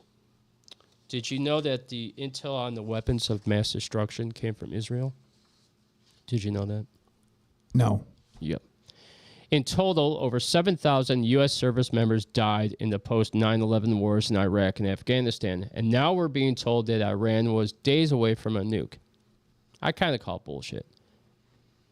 I don't buy it either. I think they were enriching uranium, but I don't think that they were anywhere near a nuke. Because let's be honest, Jim, if they had a nuke, they would have probably used it on Israel by now. Right? They've had it. I've been hearing this for what? A decade at least. Oh yeah, in 2 weeks they're going to be able to launch a nuclear bomb or whatever. You know, it's like same thing with the weather. In 10 years we're all going to suffocate. You know, it's all bull crap. Yeah. I mean, there's some truth. We know that they're doing the enrichment with the uranium and stuff like that there, but the in 2 weeks kind of thing. Yeah, I know. Hey, man, a lot of these problems that we're in go all the way back to Obama. When Obama, I can't remember what he did with Iran. Did he give him a whole bunch of money? $1.5 billion or something? Yeah. Yeah, so that helped a little bit, didn't it? Yeah, and then Biden, the same deal. They gave him all that money back. And, yeah, a lot of that stuff goes way back. So, anyway, Matt Gutka goes, we're at 1 minute and 30 seconds on the doomsday clock right now. And I would guess to say, and I'm sure the government will never tell us this, but we're probably at DEFCON 4. I wouldn't be surprised, man. All right, so, and then, so like I said. Does that include actual attacking America's mainland? Is when you say DEFCON 4, or is that pretty much just over there on the other side of the world? Right? I'll say we're at the United States, and their assets and whatever bases they have are all probably sitting around DEFCON 4.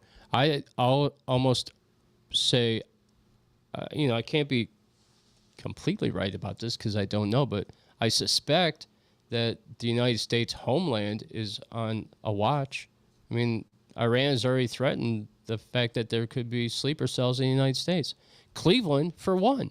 And you could check that out because that's fact by the FBI in Cleveland. You could look that up. Those sleeper cells, they could cause so much damage. I mean, first of all, there's going to be the immediate explosion, which is going to cause property damage and deaths. There's just no... I forgot what I was saying there. It's all good. It's okay. Where's that doorbell? Yeah, I don't know, man. There's so much stuff. Oh, yeah, I remember. But the other half of that is that it's going to cause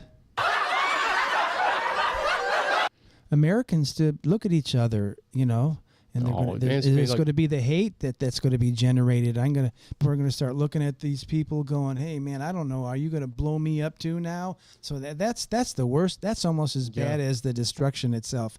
Took me a minute to think about that. Do you remember the movie Revenge of the Body Snatchers? Or the Body Snatchers or something like that? The Return of the Body Snatchers? Remember the aliens didn't say anything. They just pointed and did. That's what people are going to be like. He dropped a book bag over there, and there might be some dynamite in it. It's not going to be good if there's bombs going off in the United States with the sleeper cells. That's oh, yeah. awful. We're at DEFCON 3 then. DEFCON 4 means nuclear war. Well, man, we're probably teetering before DEFCON 4. So, all right, so here we go. PBS News said Tulsi Gabbard left no doubt when she testified to Congress about Iran's nuclear program earlier this year.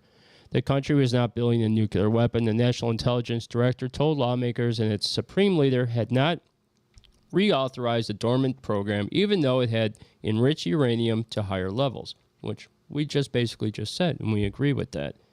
And now we find out that President Trump's not even allowing Tulsi Gabbard to even talk. And when she does talk about Iran, he's like, yeah, she doesn't know what she's talking about.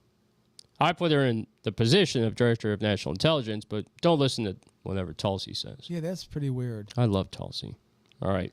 From Wikipedia, the United States shaped or installed governments in many countries around the world, including neighbors like Hawaii, Panama, Nicaragua, Mexico, Haiti, and the Dominican Republic.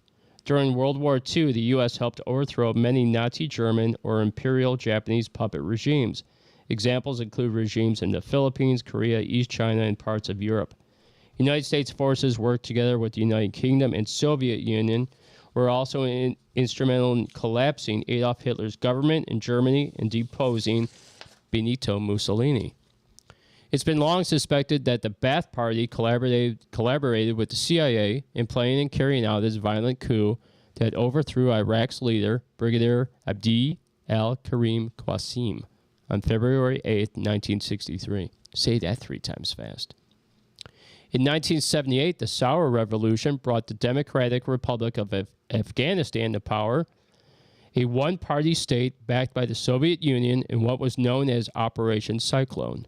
The U.S. government provided weapons and funding for the collection of warlords and several factions of jihadi guerrillas known as the Afghan Mujahideen fighting to overthrow the Afghan government. These are just a few examples of hundreds, Jim, of U.S.-backed coup d'etats from all over the world. All you have to do is just Google for yourself, USA regime change in the world. It's so crazy. Some say JFK was also considered a regime change, but carried out by the CIA and other backed factions. One might also say Lincoln was also considered a regime change. We'll never know because our government is just full of lies. Also, so I looked this up. A military coup is the seizure of political power by the military, often through force or threat of force. Typically involves the overthrow of an existing government. It's sudden, illegal, and often violent transfer of power. So, in my opinion, this is not about nuclear weapons. This is about power and the abuse of it. We're being sold a pile of bullshit disguised as weapons of mass destruction all over again. At least Trump said what it was. It's all about regime change. So let's get those boots on the ground and overthrow Iran's supreme leader and kill some more. Because that's what's predicted to be the fall of the great eagle. And by the way, Robert Lockwood Jr. said he sold his soul to Satan for the gift of music, women, and the fast lifestyle. He was poisoned by a lover's husband in the form of arsenic in a bottle of home-brewed whiskey. That's how he met his maker. I didn't remember that. But, you know, I've heard just recently that there's only a 25% chance that all this stuff going on in Iran it's going to be better. It's basically going to go to somebody else, and it's going to be the same. Yep. Look at Iraq, man. Look at Iraq. We put in a whole regime change, and look at it. It's the Wild West out there. Taliban took over. Iraq, Afghanistan, the Taliban took over everything. It's crazy. Bullshit. Do you see those things? Bomb, bomb, bomb, bomb, bomb. Iran, you know, like the Beach Boys. You can't even do it. I hate that. It's insane. You know, Brian Wilson just died, and they're playing that song now. Yeah. You know, as a parody. It's too bad. Brian Wilson's not getting that money, man. I don't like that. They should have used another song. Yeah. Like one of yours or something. Tears fall like bombs. That's one of my songs, man. Oh, is it? Yeah, Tears Fall Like Bombs. I don't want to go into it anymore because it's just going to get crazier and crazier. Okay, so we're going to play a song. When we come back, we have the Shenane. Then we're going to wrap it up because that's what we do. We wrap it up. All right, so you ready for it? This is Vintage Blonde. This is brand new. This song called Backtrack. We'll be right back.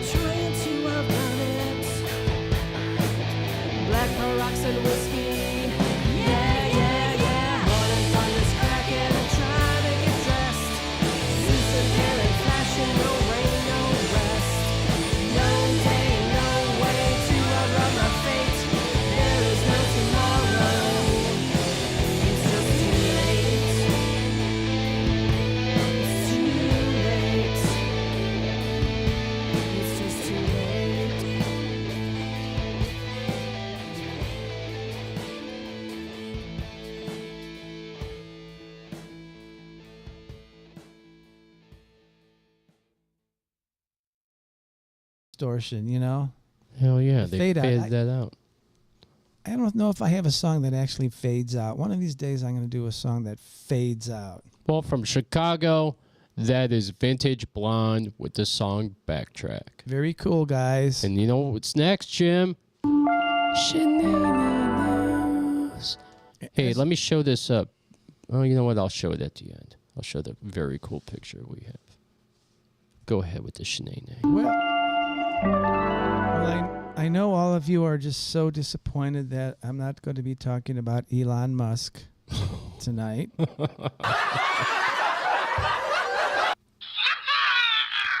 So here's something that you probably won't like too much either. So I'm gonna like it. So I'm gonna do one on the Democrats. Okay, The far left, the different right. types of lefties, I guess. So I'm gonna have to look that up. But we're gonna start tonight with 7 different types of conservatives. This is the source. 7, man. Yeah. I mean, there could be 10. I mean, Oh, God. how do you group everything together? But We don't have time for 10. yeah, really.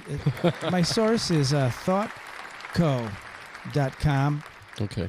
And the guy that did it is Marcus Hawkins. And he just pretty much put this in recently. So basically, there's 7 types of Republicans or conservatives, should I say. We're going to start with the crunchy conservative. But first of all, I'll start with this. Wait. There is a wide debate within the conservative movement how differing ideologies can fall under one common category. Certain conservatives may doubt the legitimacy of others, but there are arguments for each view. The following list attempts to clarify the discussion, focusing on conservative politics in the United States. Some may feel, yes, that does deserve a clap. Some may feel the list falls short because conservatives can find themselves divided when attempting to describe themselves using these definitions. Falling short. Admittedly, categories and definitions are subjective, but these are the most widely accepted. So we're going to start with the crunchy conservative. What do you think that might mean? I have Wait a second. no clue what that means. Crunchy? Yeah, crunchy. Crunchy. Conservative. What is this, cereal or something? All right, what is it? Or okay. National Review commentator Rod Daher first coined the term crunchy conservative in 2006 to describe his personal ideology, according to NPR.org. Daher says crunchy cons are conservatives who stand outside the conservative mainstream. I intend to focus more on family-oriented, culturally conservative concepts such as being good stewards of the natural world and avoiding materialism in everyday life. Dayer describes crunchy conservatives as those who embrace a counterculture yet traditional conservative lifestyle. This is all kind of confusing to me. Very Dayer crunchy. has said people in this group are as mistrustful of big business as they are big government. I don't know. Aren't we all? Can you summarize what he just said there? I don't think I can. I'm still trying to grasp it. Yeah, Okay. Okay, so number 2, here's another set of, here's one, cultural conservative. So let's see if we're a cultural conservative. Now that might be, I don't know, politically, cultural conservatism is often confused with social conservatism. In the U.S., the term often incorrectly describes members of the religious right because they share ideologies on social issues. Christian conservatives tend to like being described as cultural conservatives because it implies that America is a Christian nation. True culture conservatives worry less about religion in government and more about using politics to prevent fundamental changes to American culture. I don't know what the heck this. Oh man, anybody home here? The goal of cultural conservatives is to preserve and maintain the American way of life, both at home and abroad. Whoa. Okay. That one's all right. The crunchy one, I'm still trying to digest, but that one, yeah, I could see that. It's all kind of confusing to me. Here we go. Religious. You have fiscal conservatives. Uh-oh. That has to do with money, right, I guess? Yeah, fiscal. Like maybe Fiscals. I'm thinking maybe, don't overspend on the budget, be be smart in how we run the government like a business. Anyways, He libertarians. fiscaled her. Libertarians, they say here, and constitutionalists are natural fiscal conservatives. But to their desire to reduce government spending, pay off the national debt. Hey, I guess I was kind of right about that. And shrink the size and scope of government. Nonetheless, the Republican Party is most often credited with creating the fiscal conservative ideal despite the big spending tendencies of the most recent GOP administrations. Okay. This is making a little bit more sense. Fiscal conservatives seek to deregulate the economy and lower taxes. Fiscal conservative politics has little or nothing to do with social issues, and it is therefore not uncommon for other conservatives to identify themselves as fiscal conservatives. Jim, wouldn't that fiscal conservative be more like a capitalist? Well, that's a part of it. Definitely. Sounds I have a like it. friend that's liberal, but he says he's fiscally conservative, but he's a liberal. So he's a liberal, but he understands the business aspect of it, and that's a big part of it. Would you say that he'd be a far left right? Yes, maybe. Yes. The Well, far not- left I don't know. right.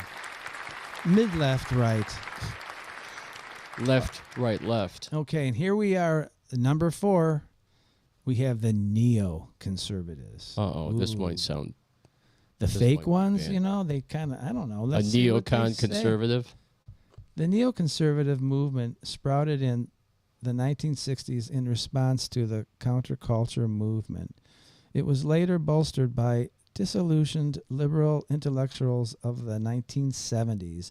Neoconservatives believe in a diplomatic foreign policy, stimulating economic growth by lowering taxes and finding alternative ways to deliver public welfare services.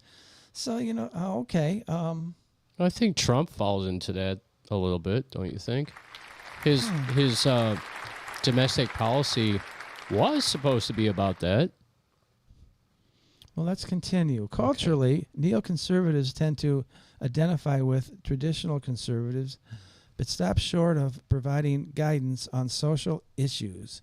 Encounter magazine co-founder Irving Kristol is largely credited with founding the neoconservative movement. Well, what do you know? Wow, that was way back, huh? In the 60s. Yeah. God, where have I been? Okay, so we have number 5, the paleo. Is that right? Paleo, conservative? Let's see what that is. It sounds like, I don't know. Paleo sounds like... Like some kind of human development or stage or something? I don't know. Isn't there an archaeology, and this is gonna be funny. Isn't there like an archaeology thing, like paleo? That's what I was thinking. Yeah. So let's see. Something and like the study of dinosaurs. Yeah, that's what I'm thinking. The dinosaur Republican. Oh man. Okay. As the name suggests, paleoconservatives emphasize a connection with the past. Wow. Okay. Yeah. So that is like an archaeology Yeah. thing. Okay. Say it again. What did it say? As the name suggests, paleoconservatives emphasize a connection with the past. History, guys. But what's the difference between that and liberals? They have a huge emphasis with the connection of the past when it comes to pay reparations. This is going to be very Right? unpopular. So that's kind of a left thing. They like to emphasize the connection with the past because they want to be paid up, boy. You know, we got to pay them. This might be very unpopular with the liberals out there, but it seems that conservatives are big on history, where liberals like to rewrite history. Am I right about that? Come on, I'm right.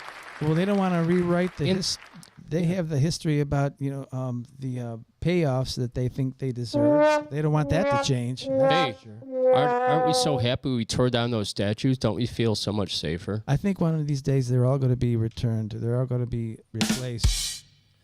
We just haven't heard Trump talk about that yet because there seems to be more issues, more important issues. I think we should have a Trump statue. Should be the size of the Statue of Liberty. Oh, that would be put it in California. That would be great. Hey, new scum. What do you think of this one? It's him holding his nuts, giving the finger to California. That'd be great. Oh, boy. Okay, here we go. Like neoconservatives, paleoconservatives tend to be family-oriented, religious-minded, and opposed to the vulgarity permeating modern culture. They are also opposed to mass immigration and believe in the complete withdrawal of U.S. military troops from foreign countries. Paleoconservatives claim author Russell Kirk as their own, as well as political ideologues Edmund Burke and William F. Buckley Jr. So far, I'm thinking I might be more on the paleo side right now. Hey, you mentioned a word that reminds me of something. Ideologues. You did that on Word Today when we first started Outlaw Radio. Oh, that's right. I forget what that... Forget what that means. I'm going to have to look that up. Ideologues. Paleoconservatives believe they are the true heirs to the U.S. conservative movement and are critical of other brands of conservatism. What do you know? So now we're on number 6, social conservatives. Social conservatives adhere strictly to a moral ideology based on family values and religious traditions. For U.S. social conservatives, Christianity, often evangelical Christianity, guides all political positions on social issues. U.S. social conservatives are mostly right-wing and hold firmly to a pro-life, pro-family, and pro-religion agenda. These are the ones that I think are crazy. Thus, abortion and gay rights are often lightning rod issues for social conservatives. Social conservatives are the most recognized group of conservatives on this list due to their strong ties to the Republican Party. Well, that's very interesting. Okay. All right, so that one, this might be unpopular, but in my mind is Billy Bob living in the South, having sex with his daughter, and goes to church every Sunday and has a shit ton of weapons in his attic. That's the far right religious. Wow. Crazies. Just my opinion. Well, we had... It wasn't that funny. Okay, number 7, clickbait conservatism. Oh, man, that one sounds Conservatism. Rise of the social media conservative. Conservative. Many of these are those we call affectionately. Is that right? No. Affectionately. What was it? Affectionately, of course, low information voters. Ooh. They have those? I suppose so. That is not meant as an insult. So many people reading this may take it as such. Most people simply do not have the time or the desire to be that involved in politics to know what is going on most of the time. Well, there's a lot of people like that. Yeah. So which one do you think you align with? I'm going to have to do my homework and do an assessment right now. Yeah. That first one got me. The crunchy one confused the heck out of me. Confused me too. Matt Guka said he's becoming more fiscal conservative. I agree with that one. I like the fiscal one and the paleo. The first one we talked about the history. Conservative. I definitely don't align with the religious far right. But Diane did say she called it the religious right-left. Okay, there you go. Holding on to that description there, it's very easy to understand the far left right. And then Janine Springs sounds like an insult. Laugh out loud. That was funny too. It sounded like an insult, and I think it also was an insult. Yeah, kinda. You're low information. Hey, you have more important things to do. A lot of people have to get up and go to work. Yeah, Matt Guka said the thing about the far left right religion people remind him of the Branch Davidians. You remember the Branch Davidians? Wait a minute, that's not a good story, right? David Koresh, right? That's not a good thing. Wasn't the house burned down? I think he was a and stuff like that? conservative. I don't know. Oh yeah. I don't know. I don't remember. I think that was really cool. That was super cool. Okay, so getting back to this. Go ahead. It's time consuming. Well, you can be conservative, liberal, or moderate and not know everything that is going on all the time. In reality, this segment of voters is what politicians are most interested in. Yeah, I could see that. The rest of us have likely already made up our minds about what we believe and who we support. So maybe next week, if I find a good article about the different types of liberals, we'll do that to be fair and honest and safe and fair and down the middle. So we know we're not supporting one side over the other. That. We're trying to be ride the fence, all inclusive or whatever. So with that, I think we're done. Yeah, definitely. So Sunday, let's do the different specifics of the liberals. That I think will be funny as hell. And was that through Wikipedia or who? No, I just found this in a search. It's thought THOUGHTCO.com. Oh, cool. I don't know much about them, but I was going through a bunch of hits, and I saw this as being one of the best ones. Janine Springs said she's going to need a visual. Hey, Janine, I also need a visual. So hit me up later. You know what I'm saying? I don't know what she means by that, a visual. I think our visual and your visual might be a little bit different. Okay, Jim, so very cool show tonight. We had Thommy Hutch. We had Angelina Greene stop by. We played a ton of great music. We had beautiful people leaving us comments. What do we have coming up next week on Outlaw Radio and the Nation? Well, next Thursday, we are back with the 5:30 show. We have a special guest popping in to say hello. We also have some great rock and roll, some new Cleveland artists, and of course, all the shenanigans. It's literally going to blow the doors off of you. So next Sunday, literally, can you believe June is almost over and summer has not even started yet? She came in like a wrecking ball. Well, I guess it did start a couple days ago, didn't it? So you did this thing a couple days ago, right? Before it got warm. We have a great show planned for all the Outlaws. Coming back to the show is James War from the United Kingdom. Good. I can't wait to hear more of this stuff. We love the United Kingdom. They play the hell out of Outlaw Radio and RockStar Radio. Thank you, guys. We also have Henry Stads from the band Stadler stopping in to talk Cleveland music. That's great. Stadler, man, he got legendary status with us a couple weeks back. Sharing the hell out of Outlaw Radio. He just went on a tangent. Thank you so much, Henry. We like people like that. We love people like that, and we'll see you next Sunday. We have music by Stadler, James War, Mr. Moonlight, My Cleveland Project, Oblivia, Still in Darkness, DSR, and Conspiracy 216. And we have a special drop from Throwback Tribe Agency artist Frank Muse. We have the Shenanay and the Rant, and I think that about does it for this show. Yep. Jim gets the Shenanay and the Rant. And also, there's something else very cool happening. We're doing the paranormal segment, and that's going to be on the rise of social media, the ghost in the machine, okay?